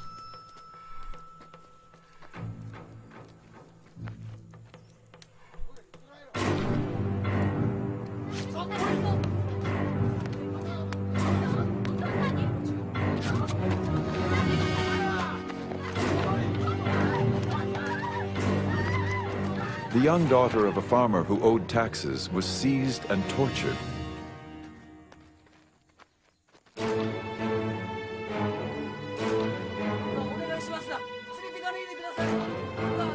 Furious with grief, the father and his friends killed the local governor, and the whole village, samurai, peasants, and Christians, rose in revolt. Soon the whole area was in the hands of the rebels, nearly 40,000. So what began as a social upheaval, a social revolt against the tremendously harsh taxation against the peasants, leaving the peasants almost starving, what began as that somehow developed into a Christian rebellion. A European merchant reported on the rebellion. A few days after the outbreak, the Christians joined the farmers. They cry out throughout the whole country that the time had now come to revenge the innocent blood of so many Christians and priests, and that they are prepared to die for their faith. The rebels swarmed into an abandoned castle surrounded on three sides by the sea. Feeling protected, they brought in their wives and children and barricaded themselves inside.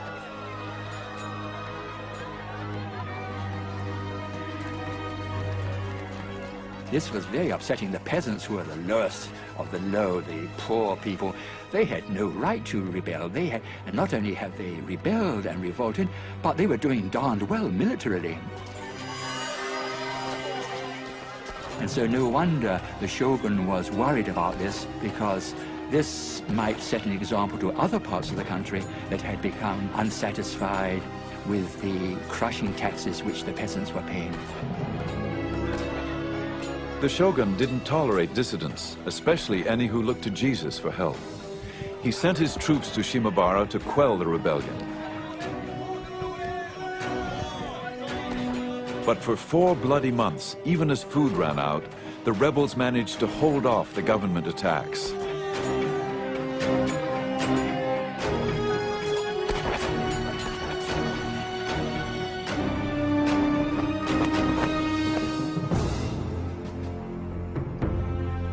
The shogun was so incensed at the continuing rebellion that he asked the Dutch to send a ship with cannons against the besieged castle. The Dutch were reluctant to take part in this campaign, but Nevertheless, they desperately wanted to hold on to this toehold which they had in trade with Japan. And so if they didn't obey the order of the shogun, he might well say, well, okay, you can pack up and go home. The shogun ordered the castle set ablaze. Still, the rebels fought back. But in the end, their fate was sealed. And the castle fell finally through starvation, and then followed a dreadful slaughter.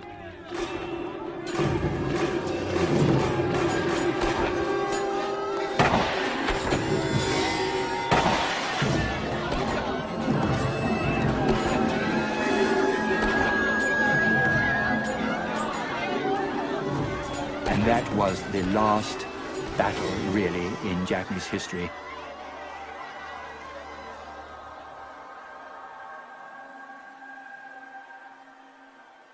The Shimabara Rebellion was the excuse the shogun needed to finally eradicate Christianity from Japan. The shogun decided draconian measures. We will cut off Japan from all Christian influence. Now, how can you do that? We will isolate Japan. These foreigners, of course, so much trouble, I suppose he was thinking. They are an unnecessary complication to our life. So why not try to preserve Japanese society as is now? We don't want changes. The third shogun issued laws restricting travel outside of the country. On penalty of death, no Japanese could leave Japan, and those who were already abroad could not return. To ensure his edicts were obeyed, he destroyed all ships of seagoing capacity. Then he forbade the entry of any ship of European origin. Only the Dutch were allowed to stay and trade, but with severe restrictions. The maritime restrictions are designed to prevent any unauthorized contact with the outside world.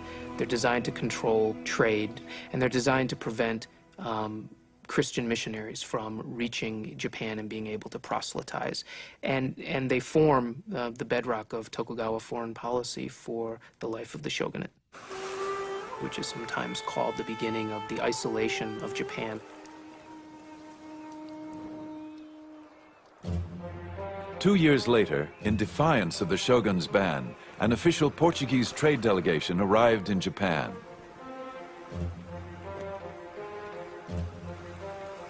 The shogun showed no mercy and ordered the execution of 57 of those aboard, ambassadors and their crew. He ordered the ship burned. The few survivors were sent back with this warning. A similar penalty will be suffered by all who come to these shores from Portugal, whether they be ambassadors or sailors, whether they come by error or driven by storm. Even more, if the King of Portugal, or even the God of the Christians were to come, they would all pay the very same penalty.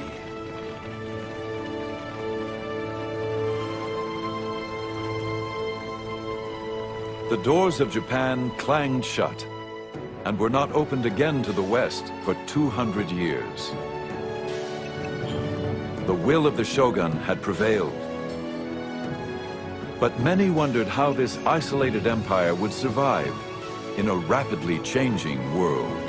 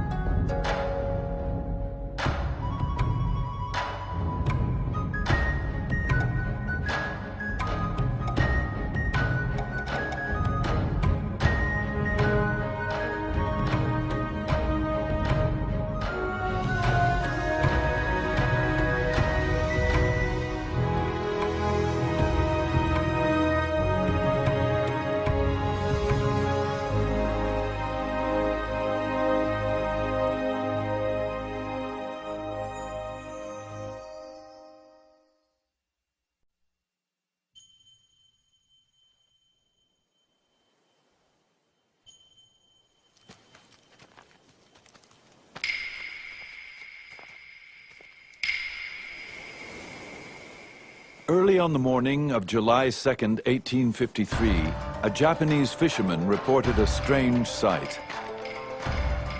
I was told there were ships on fire. I ran up the mountain to get a good look. The ships came nearer and nearer, until the shape of them showed us they were not Japanese ships, but foreign. And what we had taken for a conflagration of sea was really the black smoke rising out of their smokestacks. Steamships, like most Western innovations, were unknown in Japan. Now there were 4 in the harbor. The American squadron, armed with cannons and almost 1,000 men, was ready to force its way onto Japanese shores.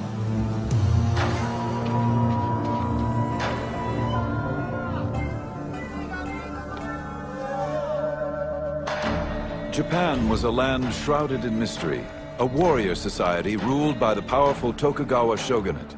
They had successfully kept the West at bay for over 200 years.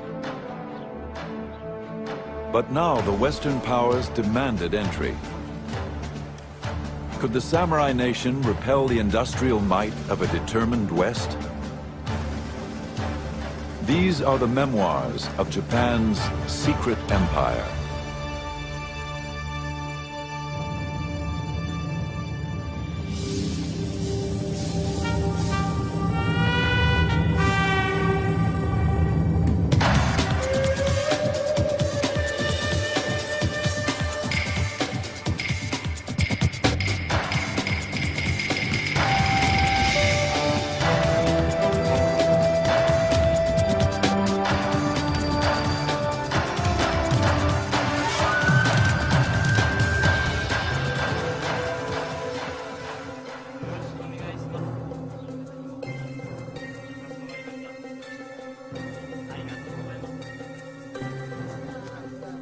All those who are in contact with us are bound by an oath and signed with their blood not to talk or entrust to us information about the situation of their country, their religion, and secrets of government.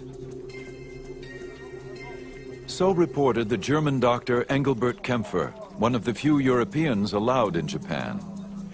It was the year 1690, and the Japanese viewed Westerners as barbarians who threatened their orderly society. The Japanese were determined to keep their doors closed to the West for as long as they could. There was one exception, a small settlement of Dutch traders who agreed to live in confinement on an island in Nagasaki Harbor. For over 200 years, this sequestered trading post would be Europe's only window to this impenetrable land.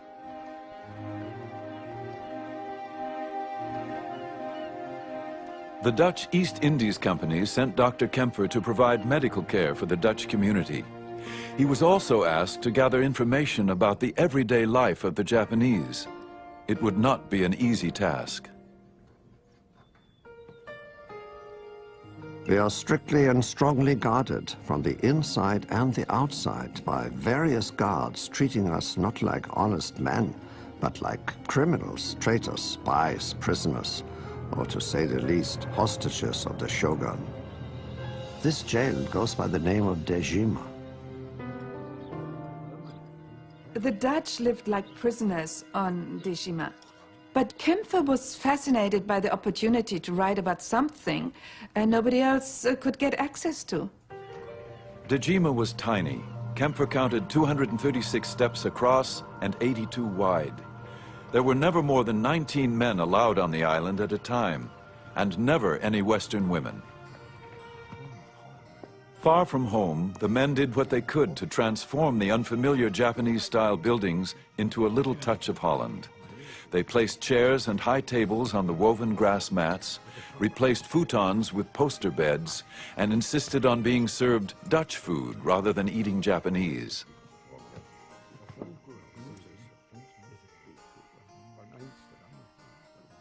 No Japanese, except for prostitutes, were allowed unsupervised contact with the Dutch. Yet, in order to gather information for his reports, Kempfer managed to create a small group of inadvertent Japanese informants.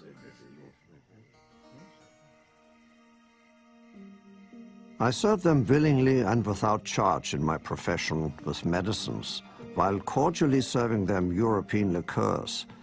I questioned them about local matters, nature and secular and spiritual topics, with total freedom.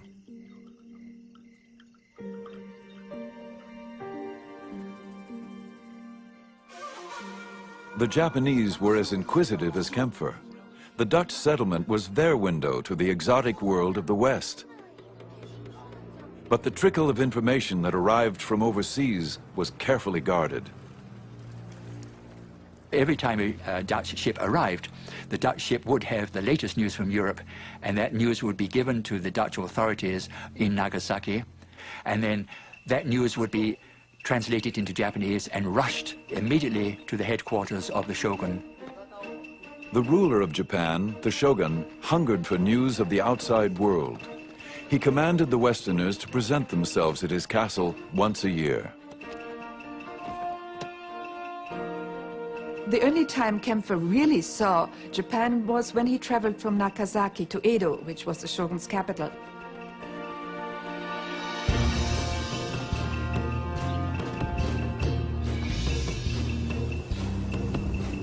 The road trip to Edo gave Kempfer revealing glimpses into the world of the Japanese. He recorded every detail of his month-long trip.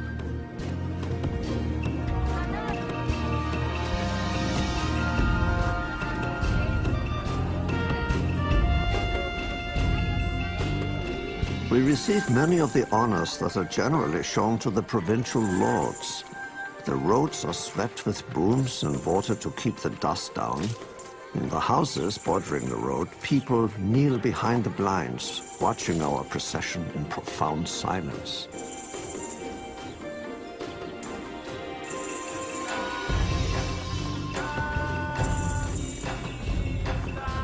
An incredible number of people daily use the highways of Japan's provinces.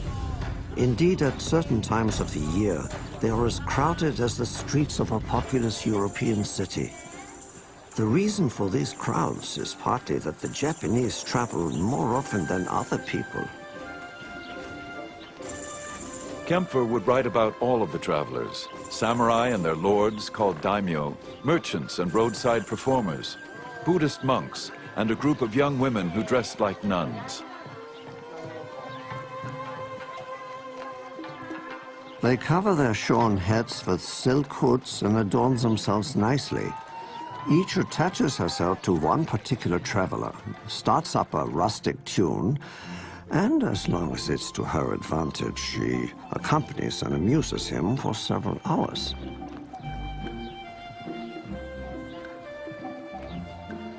As the road traffic grew, so did the number of merchants who catered to the travelers' needs.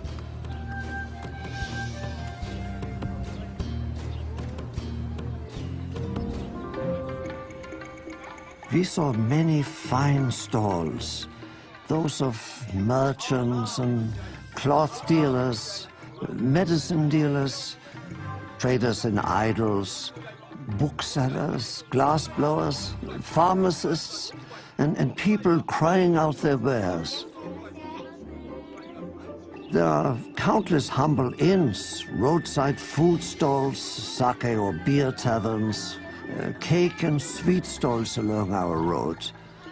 Outside tables also have a variety of biscuits of different colors and shapes on display. They are pretty to look at, but are generally so tough that it is difficult to move one's teeth if one attempts to chew them.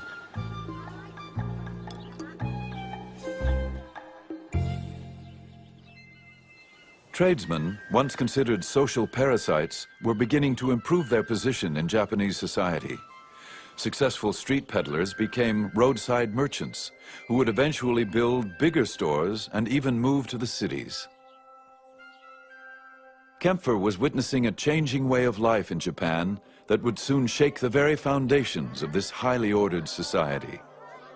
The samurai weren't allowed to engage in trade, so the merchants' standard of living was rising, while that of the samurai was falling, and that was just not appropriate for Tokugawa society, where the samurai were the top class.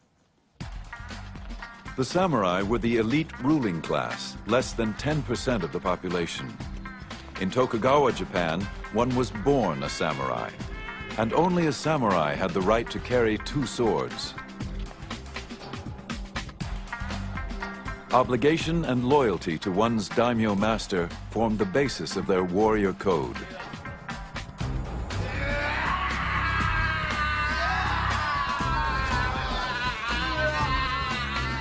But now, in an era of peace, the once privileged samurai faced an uncertain future. There were no wars to fight, and many daimyo found it difficult to keep a full army on staff. While higher-level samurai could find work as civil servants, other samurai were not allowed to work in occupations considered beneath their class.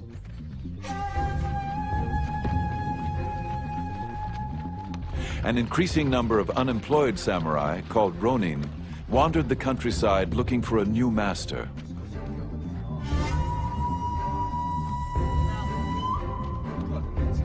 The search for new opportunities led many to the cities. And there was no more rapidly growing city than Edo, later to be known as Tokyo. Edo was the capital of the Tokugawa shogunate and Dr. Kempfer's destination. Here he would finally come face to face with the shogun, the most powerful person in Japan.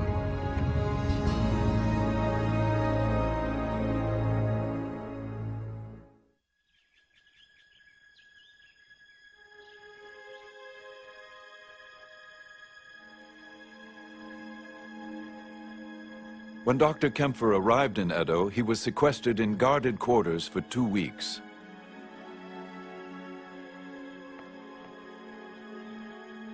Finally, he was summoned to appear at the castle of the 5th shogun, Tokugawa Tsunayoshi.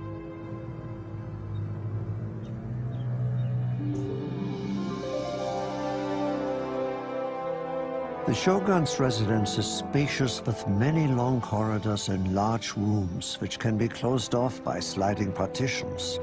According to the finest design of Japanese traditions, with ceilings, beams, and pillars patterned by nature, covered with lacquer or carved and gilded artistically into patterns of birds and foliage. The important thing about the 5th Tokugawa shogun Tsunayoshi was that he was the first shogun who was not educated as a samurai. He was educated as scholar because he was never supposed to become shogun. And so he had quite a different view of the world. The shogun's mother was a merchant's daughter. She broke class barriers when she caught the eye of the reigning shogun. Her son, Tsunayoshi, carried within him both samurai and merchant values. He would preside over a new direction in Japanese society. At his court, scholarship rather than martial prowess was the fashion, and daimyo lords who wished to curry favor with him became patrons of the arts and letters. It was a time of cultural flowering in Japan. Tsunayoshi changed samurai society. He condemned violence, which of course was part of the samurai ethic. Influenced by his childhood study of Buddhism and the Confucian classics, the shogun's laws of compassion were intended to protect all of nature's creatures. Tsunayoshi's laws of compassion protected those at the bottom of the social scale. He had laws against infanticide, and that is quite advanced. Children were abandoned when parents could no longer feed them. They were simply left to die. But Tsunayoshi ordered that from now on officials had to take care of them, feed them, and find homes for them. But Tsunayoshi was also known for lavishing the national treasury on his own pleasures, and he began to pursue his reforms to harsh and unpopular extremes. Born in the year of the dog, Tsunayoshi issued strict laws protecting dogs.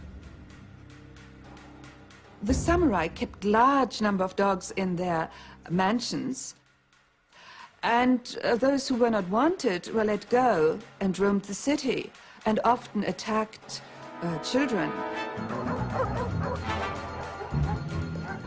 Nobody wanted to be responsible for a dog, but he of course could not order that these dogs be killed. He ended up building dog pounds, and apparently there were eventually some 40,000 dogs which were fed in dog pounds, and of course the feudal lords, the daimyo, had to pay for that. Tsunayoshi would become known as the dog shogun. Dr. Kempfer observed with humor, when dogs die, they are carried up the mountains and buried no less carefully than people. A certain farmer laboriously carrying his dead dog up the hill complained to his neighbor about the year of the birth of the shogun. The other replied, "My friend, let us not complain. If he was born in the year of the horse, our load would be much heavier." It was the dog shogun who Dr. Kempfer was finally summoned to meet. After a month-long trip and 2 weeks of waiting, Kempfer was so impressed with the experience, he drew sketches to illustrate his account of the command performance. After we had been drilled for 2 hours, he ordered us to take off our cloaks, to dance, to jump, to play the drunkard, to speak broken Japanese, to sing. At the demand of the shogun, we had to put up with providing such amusements and perform innumerable other monkey tricks. Engelbert Kempfer and the 5th shogun shared one thing, and that was a great curiosity. But at the audience, the shogun sat behind a bamboo screen. And he asked Kempfer to come close to the bamboo screen, even take his wig off, and dance and sing for him. And Kempfer strained his eyes to be able to see what the shogun looked like and his wives behind the bamboo screen. But they never were able to talk to each other directly. The shogun and the doctor would meet only 3 times, but each provided a brief glimpse for the other into his world. Kempfer's account of Japan became a bestseller. It first appeared in English, then it was translated into Dutch, French, several translations, even Russian. And basically, all knowledge until the 20th century was based on Kempfer's so-called history of Japan. Japan had no desire to open its doors to the West. The country was at peace, but the economy was in decline. Thousands of disenfranchised samurai warriors would keep the nation on edge.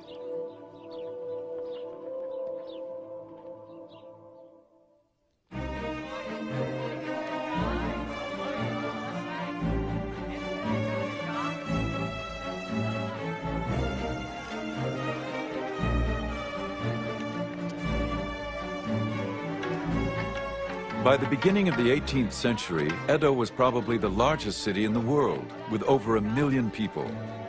Unlike the European capitals, its citizens enjoyed a safe, clean city with an advanced recycling program.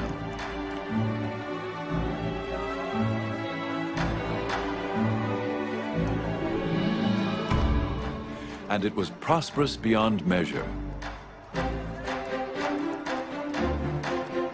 Copper coins flow like currents of water, while silver piles up like drifting snow. Every morning, fish are sold in such quantities that one may well wonder whether or not the supply in the seas has been exhausted.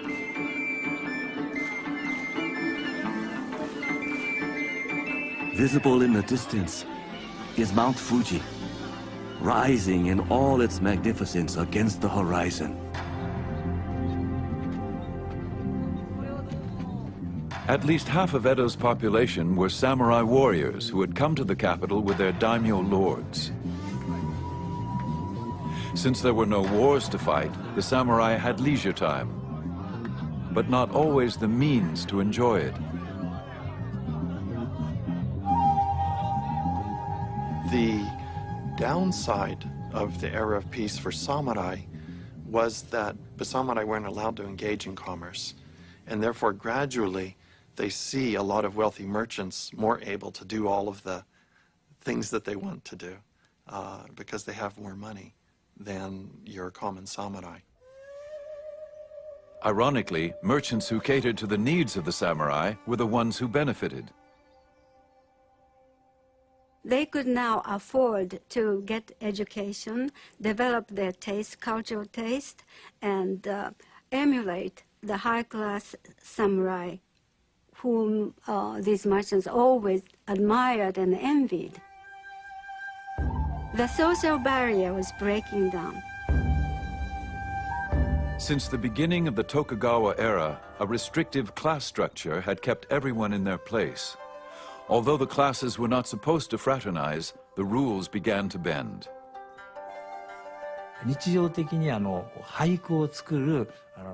In social situations, such as the popular haiku clubs, where both samurai and merchants were both active participants, rather than addressing each other by their acknowledged family names, each would create a pen name. In this way, they freed themselves from adhering to the rigid rules demanded by their social standing.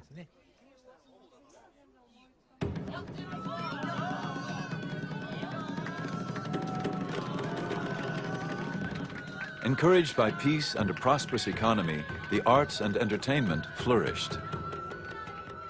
Samurai interest in education had encouraged literacy among all social groups. 85% of the male population of Edo were avid readers. In 1800, there are about 120 or more haiku poetry circles. And also there are about 500 bookstores and very active publishing activities. The people demanded these books and information. They want to read exciting fictions. Some of the best-selling novels of the day were written by a merchant-turned-author named Ihara Saikaku. His books celebrated the era's emerging pop culture, a totally new genre in Japanese fiction. Saikaku haunted the streets of Edo for his literary material. He knew prostitutes and daimyo, as well as beggars and merchants. And he wrote about them all with unabashed candor and ribald humor, especially the newly prosperous merchants who tried to emulate the refined samurai.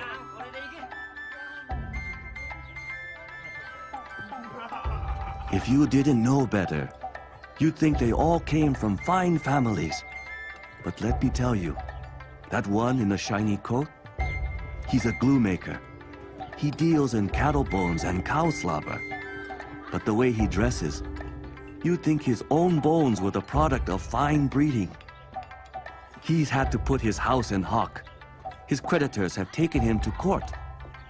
If you ask me, he's crazy to be out for a night on the town. In Edo, a night on the town often meant kabuki, the most popular form of stage entertainment. To Edo people, the kabuki actors were like Hollywood stars. The fans would collect woodblock prints of their favorite actors, not only for the fun of collecting them, but also to see what fantastic costumes their favorite actors were wearing on stage. If the fans really liked a certain style or design, in a flash, it would become the newest fashion trend. The kabuki plays were romantic, heroic tales. One of the most famous, Chushingura, was based on a notorious real-life event. A daimyo lord had been humiliated in a confrontation with a court official. The ruling shogun had ordered the lord to commit seppuku, ceremonial suicide. Outraged by his death, 47 of the lord's samurai warriors avenged his honor by killing the official.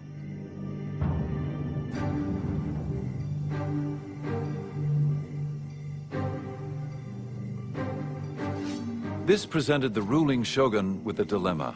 The samurai had obeyed their code of honor, yet they had challenged the shogun's authority. The people begged for clemency, but the shogun would not yield. He ordered the samurai to commit suicide. These samurai had lived and died by their own code of honor.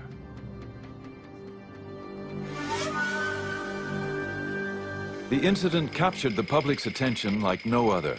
Soon these men were immortalized on the kabuki stage, a nostalgic tribute to a bygone era. It represented for them the ideal that samurai were so selfless and devoted to honor and to their lord that they would give up their lives. And this was reassuring to them in a messy, commercialistic world in which most samurai spent their time drinking and partying and watching the theater and being selfish like us. Here there are 47 samurai really act like warriors.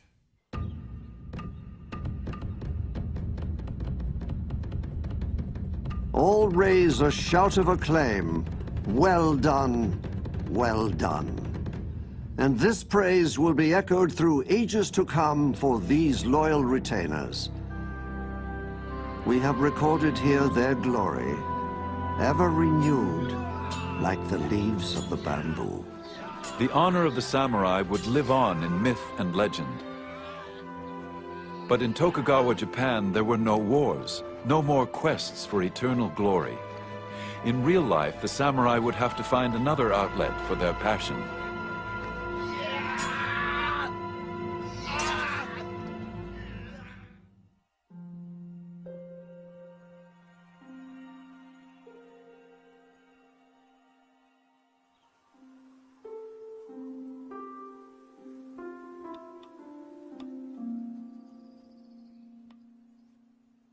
The courtesan arranges her clothing so that the red silk undergarment will flip open to reveal a flash of white skin.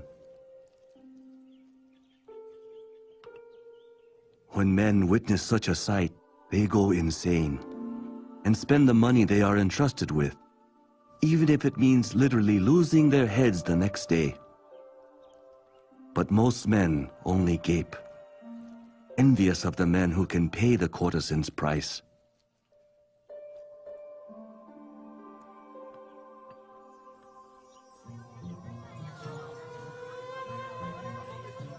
More than 3,000 courtesans and geisha plied their trade in Yoshiwara, the pleasure district of Edo. Yoshiwara was government regulated, an effective tool for keeping the restless male population under careful control. Like soldiers on perpetual leave, the samurai often spent their idle hours and squandered their meager stipends on its seductive illusions. Yoshiwara was a dreamland for Edo men. It gave them fantasy, imagination, and romance. It was like a Hollywood, where celebrity was so important. Gated, walled, and surrounded by a moat, it was a city unto itself. No Westerner was ever allowed to explore its pleasures.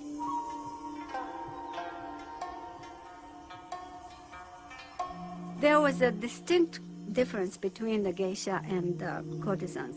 Geisha were professional entertainers. They did not rely on sex for entertaining men.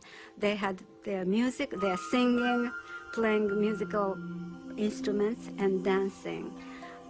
Whereas the courtesans entertained the clients with a conversation and sexual gratifications.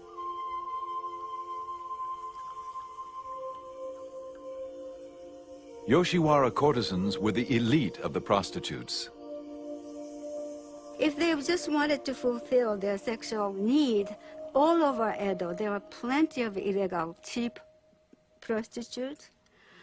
But they wanted to come to Yoshiwara because it was such a prestigious and special place.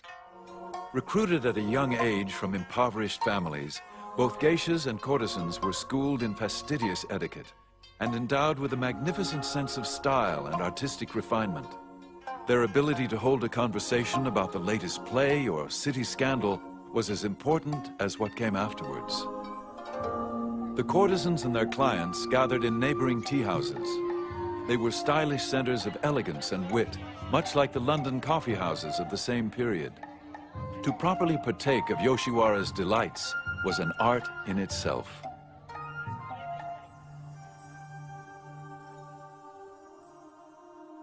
And the Yoshiwara courtesans were trained to think that they were better than their clients. And if a man wanted to visit Yoshiwara, he had to prepare for it 6 months in prior. He had to buy a fine set of sword.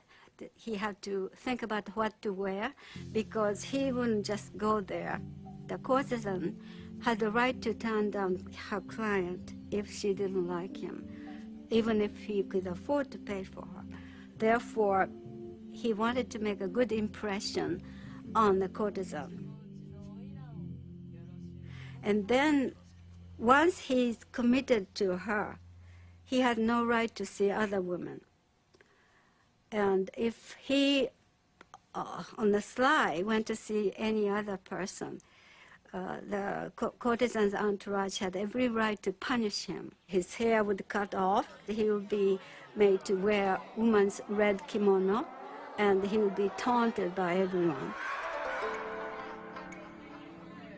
Yoshiwara nurtured its own unique customs, art, fashion, and language. It was a world seemingly set adrift from the harsh realities of life.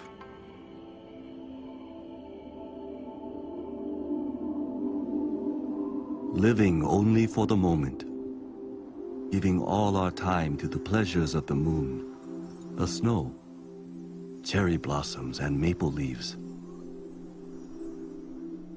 Singing songs, drinking sake, caressing each other, just drifting, drifting. Never give a care if we had no money, refusing to be disheartened, like a gourd floating along the river current. This is what is called ukiyo, the floating world.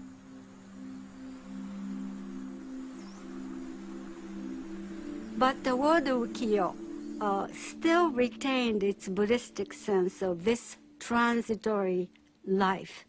Its impermanence, this life's suffering, was still there, particularly for the courtesans and prostitutes, all of whom had some kind of trouble. They were very unhappy, and yet they had to present a very brilliant, gay, external appearance to the general public. It makes me think of the music of blues in jazz world, this indefinable, indescribable pathos, sadness, and languidness. This is very reminiscent of the word ukiyo to me.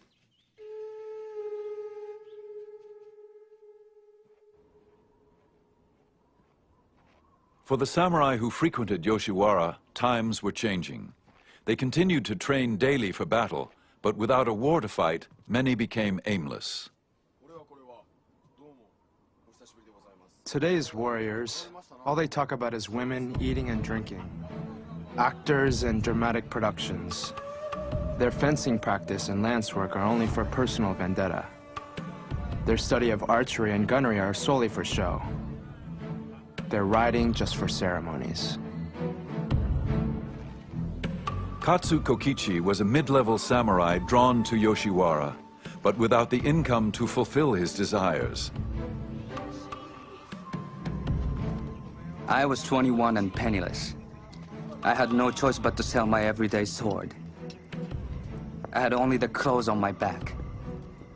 To take my mind off my woes, I went to the Yoshiwara. They are protesting youngsters that did not fit into the society, wearing oversized kimonos with interesting hairstyle, sometimes skinhead, as well protest.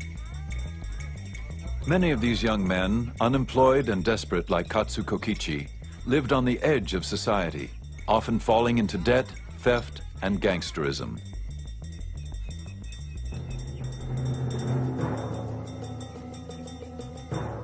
When we entered the shrine precinct, a couple of sharp-looking characters sauntered up to us, humming a tune.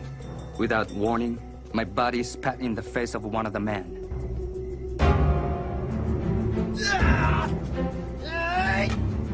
We then noticed a group of about 20 men, all armed with long hooked spears. Outside the gates was a reinforcement of some 30 men with pike poles. We were 4 against 50. For Katsu Kokichi, the samurai code of honor was all but gone.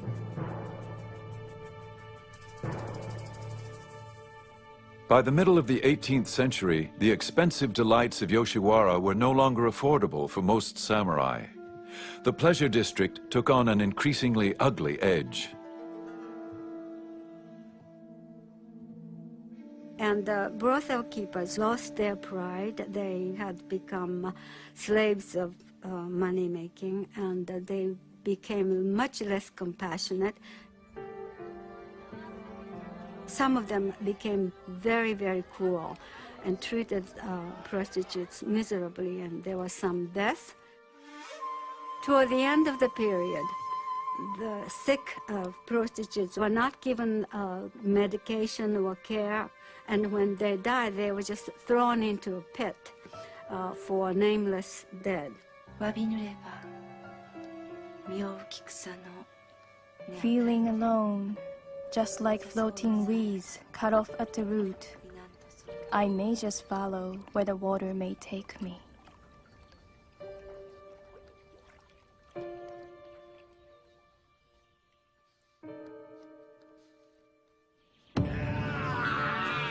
The insular world of the samurai was in decay.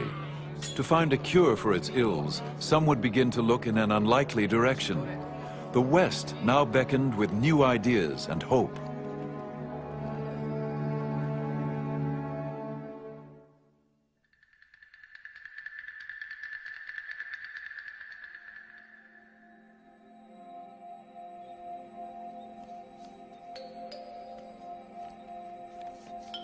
I couldn't read a word, of course, but drawings of the viscera, bones, and muscles were quite unlike anything I had previously seen. Physician Sugita Genpaku couldn't read Dutch, but when he stumbled upon a Dutch anatomy book, he was stunned by the drawings.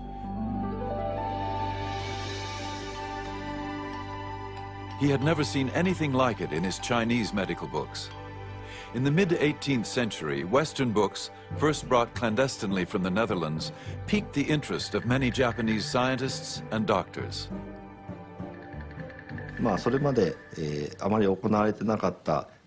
Sugita Genpaku received permission from the government to order the first sanctioned autopsy of a criminal's corpse for scientific study.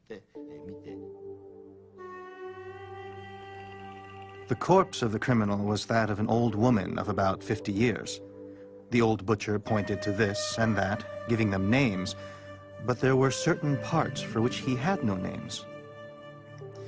When we compared what we saw with the illustrations in the Dutch book, it was exactly as depicted.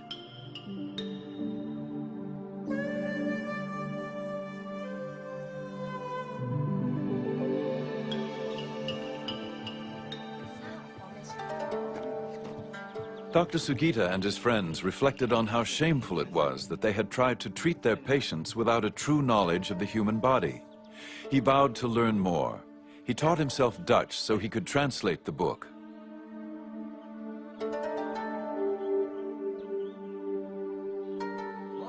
The next day, we met and began. Gradually, we got so we could decipher 10 lines or more a day. After 2 or 3 years of hard study, everything became clear to us. The joy of it was as the chewing of sweet sugar cane.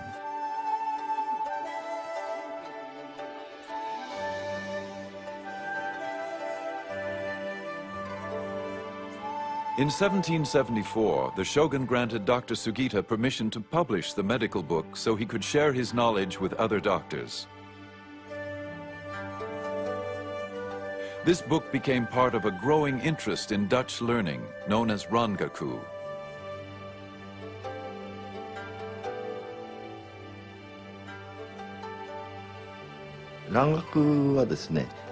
Originally, Rangaku had to do with medical studies. When physicians discovered they could heal ailments with the new Western medicine from Holland that they couldn't heal with the traditional Japanese medical practices, they became very interested in the study of Rangaku. Gradually, as knowledge of the Dutch language became more widespread, other aspects of Rangaku, such as astronomy, science, and chemistry, were introduced to Japan.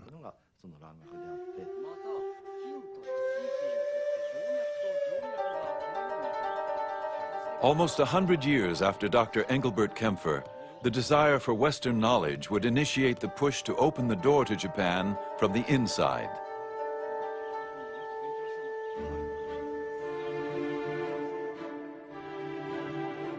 And yet, as attractive as Western knowledge was to some Japanese intellectuals, there were others who believed that anything Western still threatened Japanese society.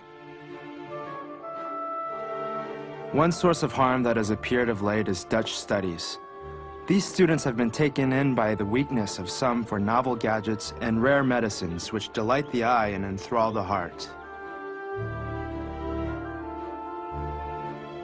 If someday the treacherous foreigner should take advantage of the situation and lure ignorant people to his ways, our people will adopt such practices as eating dogs and sheep, and no one will be able to stop it.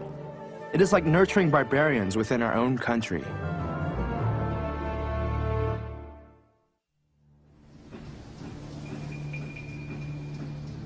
Today, the alien barbarians of the West, the lowly organs of the legs and feet of the world, are dashing across the seas, tramping other countries underfoot, and daring with their squinting eyes and limping feet to override the noble nations. What manner of arrogance is this? Japan had managed to keep the alien barbarians at bay for more than 200 years. But now, in the mid-19th century, the West was poised to assert itself. The shogun is faced with a strategic threat on three fronts. From the north, the Russians are coming. From the south, the British are coming. And ultimately, from the east, the Americans come. The new country of the United States of America was on the move. Japan was known to have large coal deposits and something else in abundance: whales. Whale oil, which literally greased the wheels of American industry, was a multi-million-dollar business. Whale hunters had depleted the North Atlantic oceans. Now America looked eastward to Japan. If that double-bolted land Japan is ever to become hospitable, it is the whale ship alone to whom the credit will be due. So wrote Herman Melville in his classic tale of the great white whale that haunted the waters off Japan. By the time Moby Dick was published in 1851, the United States was ready to assert its power.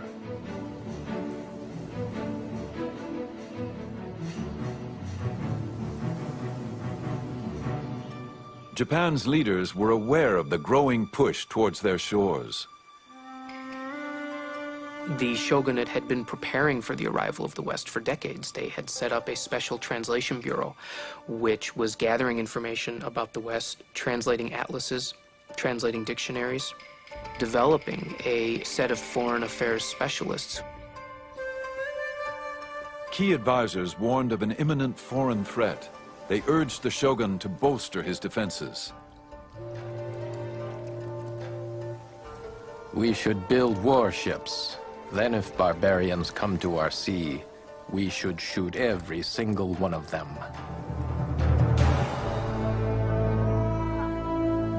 Others feared that Japan could not serve as a worthy opponent to the West. Their weaponry and ships had not changed since closing the doors to Europe 200 years before. There was no resolution.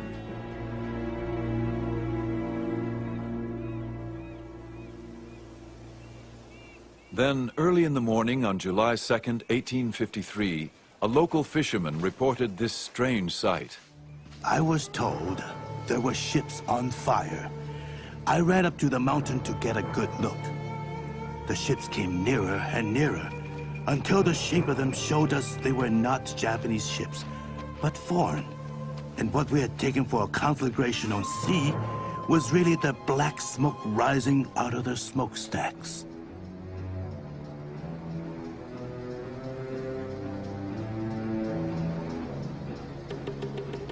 These steamships dwarfed any ship ever built in Japan. To the Japanese, they were the Kurofune, the black ships of evil appearance. On board were some 60 cannons and almost 1,000 Americans. And they landed not in the foreigners' port of Nagasaki, but rather in the forbidden waters of Edo Bay, the shogun's own capital city.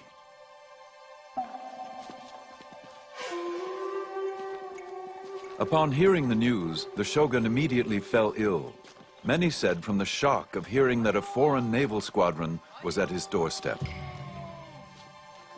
His advisors tried to deal with the crisis.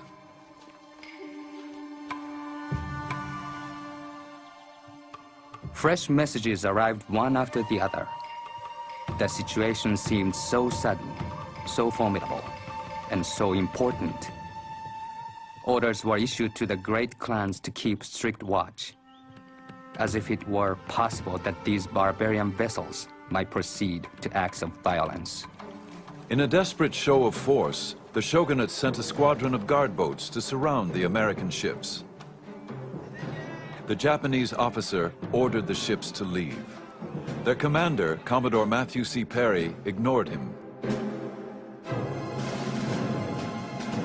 I was well aware that the more exclusive I should make myself, and the more exacting I might be, the more respect these people of forms and ceremonies would award me. 5,000 samurai warriors armed with swords and antiquated cannons lined the shores. Again, their chief officer commanded Perry, leave Edo Bay immediately. The Commodore refused. I endeavor to inculcate the idea that the government of the United States is superior in power and influence to Japan. The honor of the nation calls for it, and the interest of commerce demands it.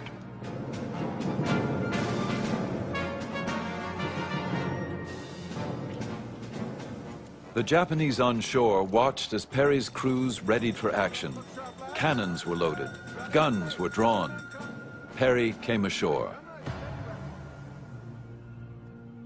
Perry presented his papers and delivered his ultimatum. He would be back, and he expected Japan to comply with America's demand to open the country for trade.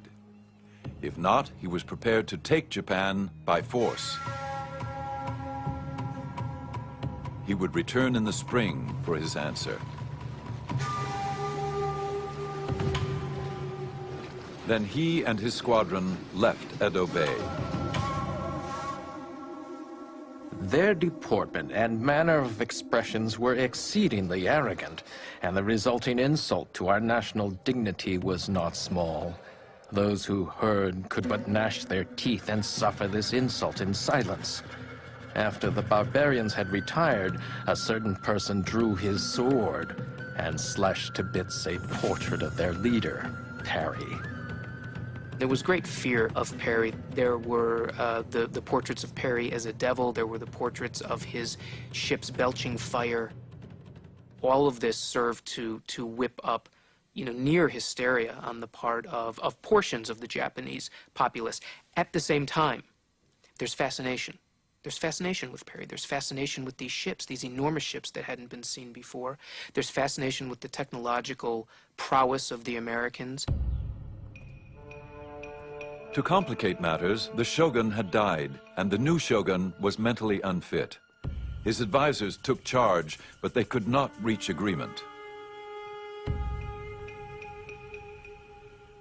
The head of the shogunate decides that he is going to poll all of the daimyo in Japan.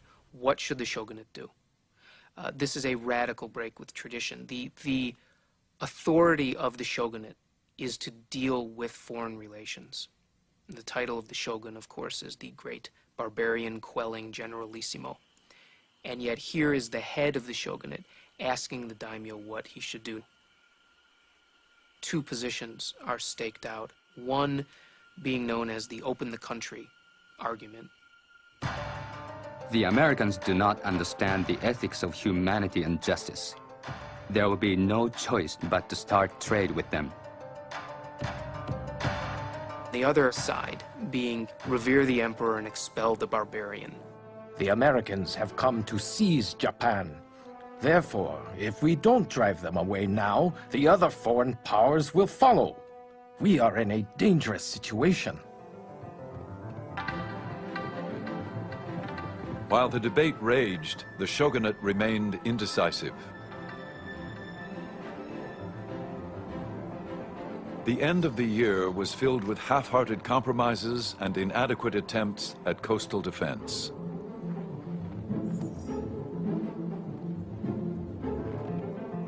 Then, in February, Perry returned earlier than expected. This time, his show of force was even more ominous. He arrived with double the ships and crew.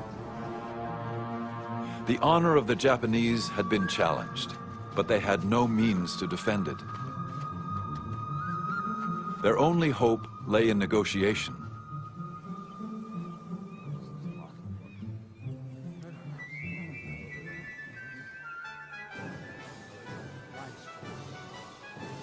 As soon as Perry came ashore, the talks began.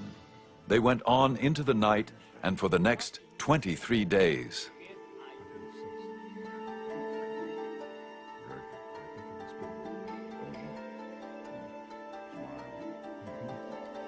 In the end, the treaty was a compromise, which served both countries' interests. Perry got what he wanted, which was to establish a relationship between Japan and the United States. The shogunate got what it wanted in not surrendering its control over foreign relations and opening Japan up to unregulated trade.